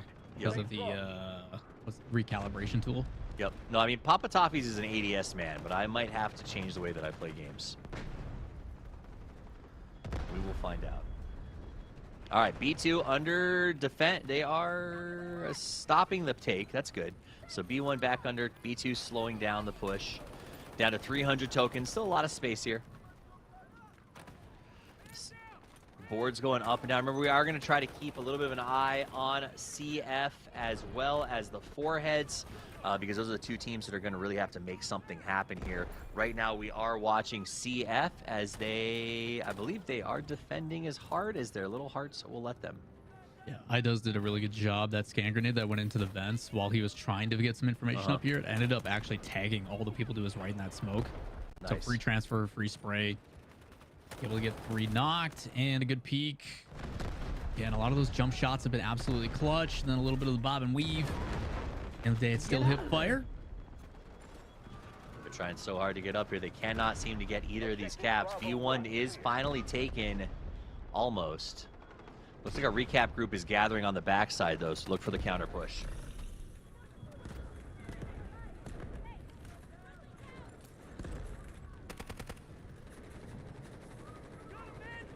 On board with Amigos, Kazam has been showcasing for a majority of the game what the CI-19 does, but covered over the SMG-45. Again, kind of the meta gun. Yeah, meta gun in the close range fights, which again, inside of these tunnels and stuff, totally understand the loadout switch. Which I will warn you guys, if you are new to the game, that is one of the guns that takes the longest to unlock. You do have to level up your player level. Sorry, warfare level. Yeah, your warfare level in particular. But that is very rare to have a gun that is behind any kind of time bridge, and I think it's just because it is so strong in these small fights. And to be honest, like, the Vector is not much worse. It's pretty much the same with a little more recoil, and you get that right out of the gate. Yeah, I mean, the Vector is nice because the fire rate is just insane. So the TTK is so quick, but you just run out of ammo so fast. And so for those of us who have not made it to max level and don't have the OP, what's the name again? This OP? SMG-45. The SMG-45, that's okay, because we're not going to be alive long enough to worry about running out of Vector bullets. True. True. And even if we do, someone on the team's got to have, like, some... There's a resupply somewhere. Some resupply. Yeah, like, someone's got it. Get in for that cheeky revive through the smoke. Yeah, toss well with done. more lives. Very nice. And he's back down. Well, you know what happens. Wait, someone's farming points. All right, peek, revive. Peek, revive. Every time you peek, you just launch a grenade, so you get like 4 taps. I'm that player's like, just let me die. Right? No, I want points. No, I need to change my gun. You're in here with this SV98 from the previous round. Let me take out the scope. It's too long. No, you must be rezzed. You know what they really need to do? They need to put Desmoulins in this map. Dude, Desmoulins would stop them dead. There's no chance the attackers would get through. Dude, so many barrel rolls. We were laughing about Desmoulins all night last night while we played. It was so good. Do a barrel roll. That vehicle in the last game has been studying at the camp of Desmoulins. All right, so the push has stalled again, and we're down to 166 tokens. This may be faster than I expected it to be. And really good news for defense. Like, really good news, which I think is CF, right? Yeah, looks like they're about to get these. So, oh, no, they are capping. Okay. Yeah, so focus. That's the one I'm paying attention to. Is that on the guys on foreheads? Yep. So they do get the double cap. Again, tough to coordinate, but a really good hold. Actually, it's pretty even right now. Yeah, 270 is not bad. As we go into the last one, that's actually pretty good. Quick answer for you, Django. We are on the last night of this event. Operation Grandfinals was last night. You can catch the VODs on this channel and elsewhere. This is the last game for Warfare mode, and we will crown a champion after this. Yeah, quick recap for the event if anybody is just joining us. First and foremost, we appreciate you guys all being here. Thanks for tuning in. I know it's definitely appreciated by everybody involved, including the developers as well as the production team and stuff like that. So thank you, first and foremost. But if you guys are new, you guys don't know what this is a community tournament. It is in partnership with Delta Force, the developers. They put up $20,000 total across 2 different regions. So that is a total of $40K if you can't do basic math. $8K for the operation mode and $12K here because there is more players in total on these teams, 4 instead of 3. 2 days of competition that has spanned actually over the course of about a month, where they went through a qualification process into the semifinals, which we started covering on Thursday. So we did the semifinals of Operation, and then we did the semifinals of Warfare. And then we did the grand finals yesterday of Operation, which congratulations to the teams involved. It came down to the very last fight. Super exciting. Go check the VOD. And now we're doing Warfare. So we're in our 4th and final game over the course of 4 days. It's been an absolute blast, obviously. Thanks for joining me on these. Couldn't ask for a better duo. It's been very entertaining. A lot of banter and a lot of good inside jokes that you understand, which is sometimes rare. It is, right? You gotta find people like us who enjoy good inside jokes. Also, keep in mind, guys, that it is a 10-minute delay on the players' feed, so while their tournament may have come to an end, this one is still going, so no spoilers. No spoilers. Though you might not know who won the official everything yet, and we will be the ones in charge of telling you. Haha! That's called power! That is a very powerful push coming from attackers right now. That flank on the right-hand side, I have never seen them able to get pushed back. Wow. Like, they completely forego the main entryway and just pushed everybody on the right flank. Unexpected and smart. That's what you got to do. Get them looking left and then run right. The defense is the hold, the desperation. CF doing everything they can to stop them from getting in here. We will not be stopped. They've got the respawn in down in there. They got that respawn beacon. Every team's got a Luna bringing people in. That's hilarious. I mean, at this point, you have to. Obviously, you're going to probably see a lot of smokes on these choke points here, so being able to counter that with scans is going to be absolutely crucial. Any of those electric arrows as well, that stops them from literally being able to push without being electrocuted. But the hope is now that they've pushed in with that redeploy, some people actually double back and then push that front door so they attack from both angles. Because it does make them very one-directional. Like, it is all or nothing in that one point. So you're already starting to see that, where you see Viv up on top of the boxes peeking in. Everybody flooding in through there, so they're getting those 2 angles of attack. Defense is handling it very well. Yeah, they are. Well, maybe not there. Yeah, not that. It's 1 out of 10. You're fine. You're right. It's got extended mag on this thing. Look at it. I mean, this pistol's stupid. Did you level yours to max yet?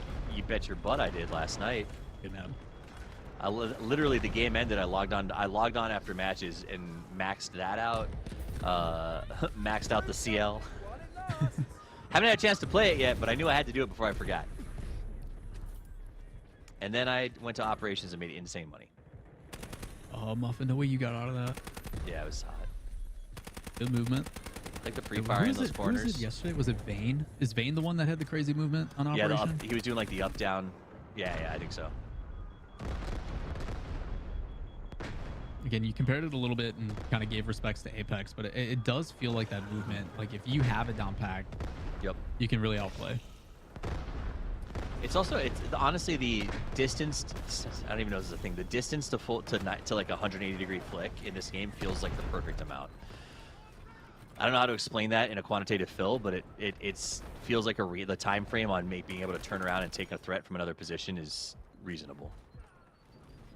Yeah, I think there's this weird balance between like that super aggressive playstyle, but then there's also the ability to like disengage, kind of collect your thoughts, and then get back in.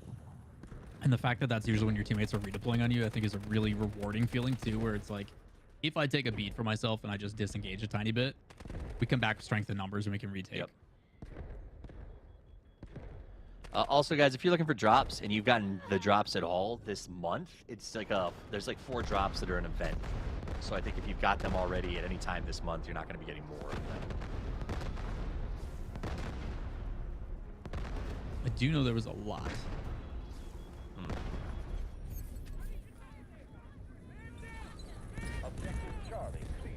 All right, Greenhouse is starting to get capped. This could be it. 136. They're in deep. This is it. That's it. How do they stop this? You can't stop this. They've got respawn beacons. They've done a really good job of overtaking this. They weren't buying airstrikes or vehicles, so it was all spent on respawn beacons. Yeah, I think the reality is like, how can you even get those in here? Like, maybe you put an air barrage on one of those opening vents where the windows above can be broken, but same value. That was a really good take by Group A. Or Group B on attack. Yep. It felt like they were using really good like modified strategy, right? So like they got those beacons in the respawn runes, and then every time that they got into push, I feel like I could see some of those players switching back over to Stingers in particular, trying to get players back up and running as quickly as possible, because, you know, that's the hardest part of breaking that server room, right, is everyone who's going down on those corners. If you're getting popped on corners and you've got someone standing there who can pull those revives one after another, your peekers are just continuously coming back. And I think that was something that worked really well for them, that we saw the first group moved away, I felt like, from support in that first game, and that may have cost them. So I like seeing the change of strategy. I love that overload on the left side that you brought up from the attackers, making the defenders kind of think, oh, this is new, and that's how you catch someone in the turn. I mean, on top of that, it's like we were so accustomed to seeing that Ven play over the course of the last 4 days, or technically 2 of the last 4 days, that everybody just completely avoided it. It's like we lose so many tokens in this spot that it's like we're not even going to bother. The fact that they were able to, because it was so convincing, push everybody on that left-hand side and push through was enough to basically force everybody to retreat back. And that itself opened up the ability for them to take lab, because then it was just one step across. You jump over the railing, you hide underneath, you put down that redeploy, and you just overwhelm with strength and numbers, which they did. The fact they, 160 tokens still available or something when that ended, they had a lot of room to work with. So that attacking team, I think, did an excellent job. But at the end of the day, it is about how you did as a collective. How did your squad perform? So we're going to have to wait and see as the guys tally it up and back. But that is all of the matches. Toffees, from you, general thoughts. How do you think today went? I mean, I loved it. I loved seeing the strategy kind of ebb and flow. I liked it. Sort of, we used a book out of old Xerxes in the last one, where it was overwhelming force to one side. The games before that, we saw very smart flexibility, sort of that back and forth play in the trenches. So what I think stood out to me the most was the elasticity of our pros as they came out and played in this event. The ability to sort of ebb and flow with what was a very changing style of play, and their communication within the squads to sort of react to that or not react to that. It was interesting to watch. And to me, I think that's what we saw as we got to the end of this, was teams becoming very ability to react quickly and knowing, hey, what I expect to happen is not what's going to happen in these events. Like, the meta that I've seen in my high MMR games is not what I am seeing here, and adjusting to that. I think for us, even though it is fun to kind of just be bystanders and see the evolution of how things are growing, for the players, and they've touched on this many times throughout both game modes, which is, this is fun. We're enjoying the fact that it is a different challenge, that I'm being tested. I am used to and I am accustomed to, over the course of thousands of hours of playing a certain way, and all of my preconceived notions coming into this lobby are now different. I don't have the ability to use smokes to block outside, because they're just going to scan it right away. It completely negates what I'm doing, and that in theory makes me better. It allows me to improve my gameplay. So even though you and I joke about it, yeah, I expect these guys to go in and just run through lobbies now, because they have heightened their own gameplay. But at the same time, some of the strategies that work in pro play most definitely don't work in pub lobbies. But honestly, I think that's one of the things I love as we go over sort of who the top performers from each of the teams, Certified Fraggers, best squad in that match. I think that's why I love esports so much when it comes to games in general, because, and especially like community tournaments, because it finds new pros who think different, right? And so, especially when you come to metas and things existing when a game's been out for a year, people start to fall into ruts. And it always takes that new star, someone who thinks outside the box, who goes, hey, here's an item no one's respected. I'm going to teach us how to use it. That can totally change the way that a game is played. So I think you're right. I think they're going to run lobbies. I think they're going to be, the way that they use beacons may change dramatically. Best score from match 4, it does go the way of defense again. That said, it looks like, ooh, CF has, that's wild. That's huge. So it was roughly a 6-7K difference, but for TF, like, where's TF? Not on there. that top 10. Not in the top 10. So they got kills. I think it kind of gives us an early access to what that end result is going to be, but man, I'll join. I'm going to join chat in the chant. Kif. CF, let's go. Yeah, really good results from them. Again, iDoes, we've been seeing the name on top of the leaderboard, really understanding what goes into that operation of how can I get objective points? What do I need to do to make sure that I am impactful in more ways than just kills? Because we just saw that on the leaderboard. Your teammates are getting 30, 40K. And for you, it's like you're in the, the 15, 16 range, but you're still leading the charge because of what you're doing for support. You're putting down resupplies, you're reviving teammates, you're impactful in other ways that allow your team to be successful and are still part of the conversation. So congratulations to the team from the sounds of it. It looks like they're going to take it, but don't jump ahead of ourselves too much as we take a recap of the schedule. Again, we started with trench lines in what was a very, very hectic game, coming down to the wire multiple times, but here it is. The end all to be all. Toffees, it is Certified Fraggers with a massive lead at the end and taking the victory in the end. Congratulations to the Certified Fraggers, your champions here at the first ever community tournament for Delta Force Warfare. Man, I tell you what, they fought tooth and nail the foreheads. I thought they were coming for him for a little while, but that last defense was just too strong, Lawler. They made $3,500 for first place, and the foreheads will go home with 21. Big congratulations to all of our competitors, though. Obviously, payouts, as you alluded to, for the top 8, but that does not mean we don't appreciate each and every single one of them.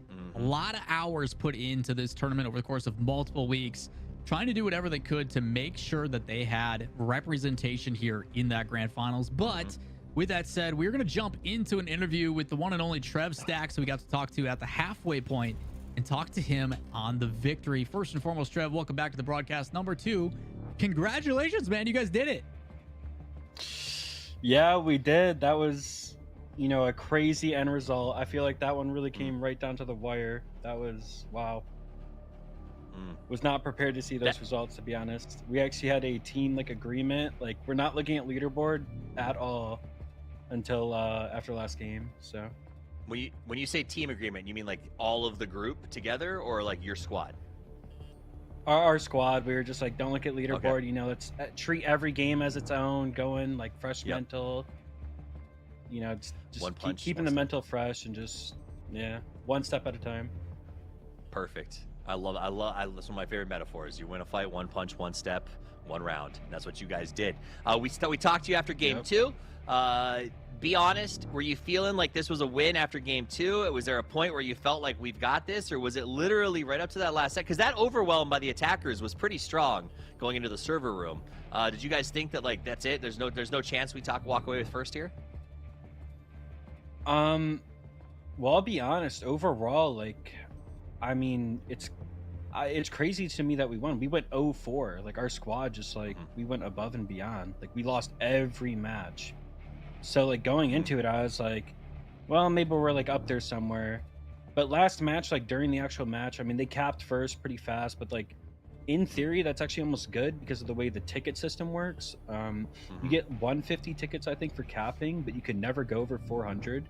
They capped with 350, so they lost 100 tickets just from doing that. So it's like, you know, if we have a strong next point or two, like it's just easily like we can farm something. I mean, even if it's a short game, like unless, you know, some team had like some outstanding performance and like did something crazy, like nobody can even drop a nuke. So like not being a short game, like what to us, it wasn't bad. You know, I feel like I can ask you this only because you are the winning team. When we talk about iterations of this format, right? Like we have a lot of conversations of things that we would like to improve and make adjustments to. You just said it yourself. We won this tournament because of how we performed as a team. Like we were an outlier in this format, even though we didn't win technically a single round.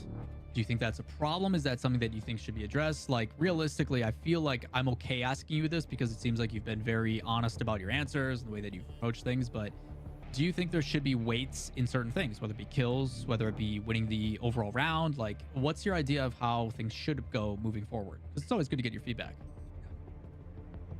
Well, as far as I'm already aware, like there's already a weight for the winning team. Like they should have gotten their bonus points.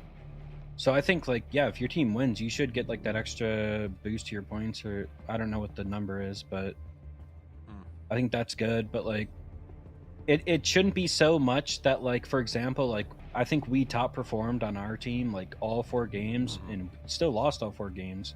And the fact that we're beating the best squad on the other team, even though they had a 4-game winning boost, is like, I mean, hey, I think it's pretty balanced if we were able to pull that off. I don't know. Would you say that your strategy that you guys chose to go with your 4, were you support heavy? Were you aggression heavy? Were you sort of balanced? Like, what did you guys go into with, you know, now that it's over, you don't have to try to hide any strategies if that's what you were doing. Like, what was that sort of game plan coming into this? Yeah, we maybe weren't like too specific in previous interviews. I mean, the game plan overall is, I mean, the game is just, it's point based, and that's how the tournament works. It's, you know, kills and stuff do count towards points, but it's like, what can give you the most points? What benefits you the most? And being honest, a couple of the big things are the that I think are underutilized. Squad beacons, or not squad beacons, team beacons, you know? When you have so many points, you can call in a beacon, your whole team can spawn on it. I mean, guided missile, if you can get to that, and then drop like a big one. It's just like good point usage and good util usage, I think, too. Like, I mean, I think medic can offer some, like, if you res your teammate, that's like technically half a kill, but I think honestly, recon is kind of king for points, especially on those tighter choke maps. You know, you get good arrows off, good scans. I mean, you can get 1,000 points from an arrow or like an insane scan. It's true. Again, that is why they won. You hear the different strategies, you hear the big brain, and making sure to maximize the effort. So Trev, we're gonna allow you to maximize the potential of what is winning a tournament. So again, I know we gave it to you before, but I want to give it to you again. The floor is yours, man. Whatever shout outs, whatever you want to say, get on your box, tell Plug people what you got to streams. say. Yeah, plug your streams, shout out your socials, or say what you got to say, man. I don't want to control whatever you do, you, man. It's up to you. I mean, I just want to say it's crazy. I don't know if it's like a well-known fact or like if a lot of people in Delta know me. I'm actually an Apex pro, but didn't make like the most recent like big LAN that's happening in January. So to like swap games during the off season, you know, like kind of for fun with a couple of my friends that I haven't played with in almost years. You know, they invited me for this tournament 2 weeks ago, and I just hopped on Delta. You know, we're joking around, we're making strats. Like, it's been honestly like so much fun. I haven't had this much fun in a long time. And yeah, I mean, shout out to all of the viewers who have, like, you know, followed me through my Apex stuff and are still watching me play Delta. Shout out to anyone new, and again, shout out to my teammates, man. Couldn't ask for better teammates in this game. Zeiss, Idas, Bisco, like these guys are like the goats of this game, and the fact that, you know, I got the opportunity to be here with them and we got to run it back again after all these years, it's almost like a dream come true, man. That was so much fun. Glad we pulled Love through to hear in it, the end. dude.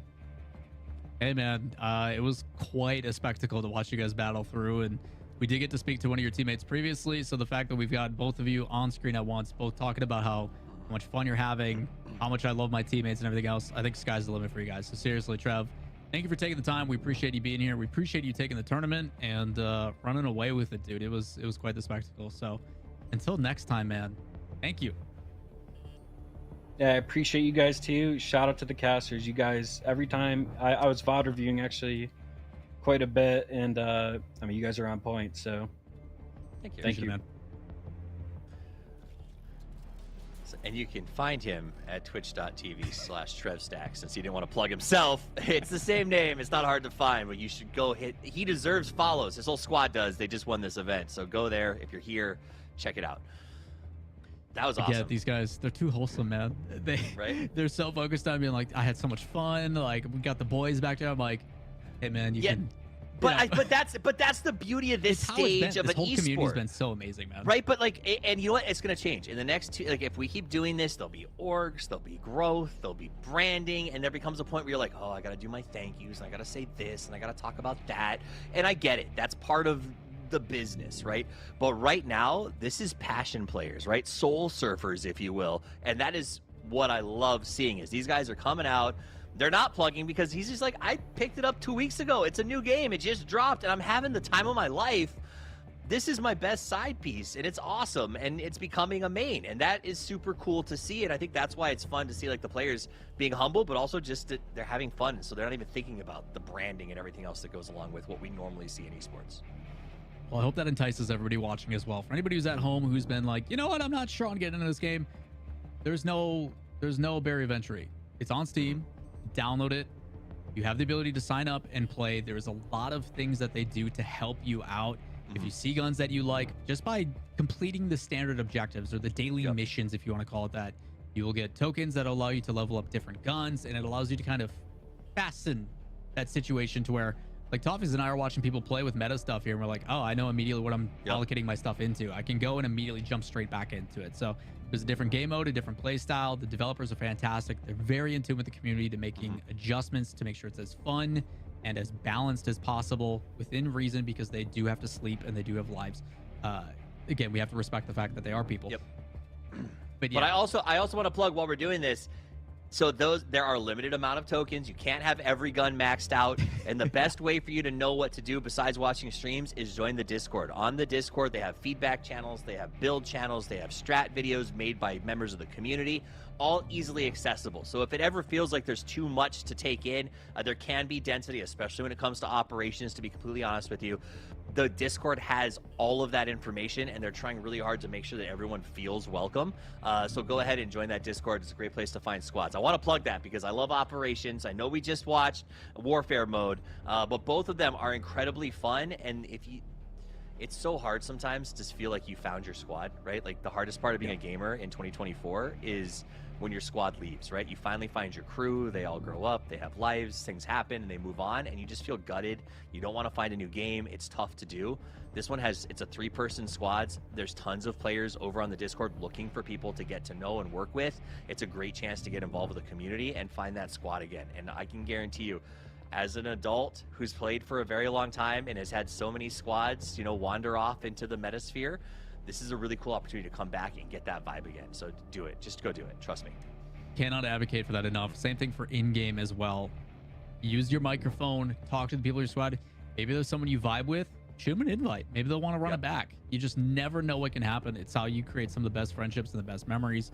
Toffees, I was going to tell you, final thoughts. We've had 4 days of action and stuff, but I think you just gave the best narrative that you could for this game. But I still want to give you the opportunity. So on your reflection, 4 days, 4 different levels of competition, different balances between semis to grands, key takeaways, favorite moments. If you can name a couple outside of Desmoulin's, right.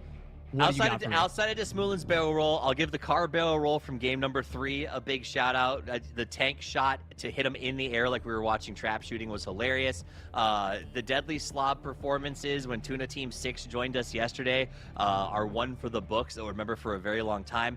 I think honestly my biggest takeaway is I have enjoyed both modes profusely, even though I don't technically play one as often.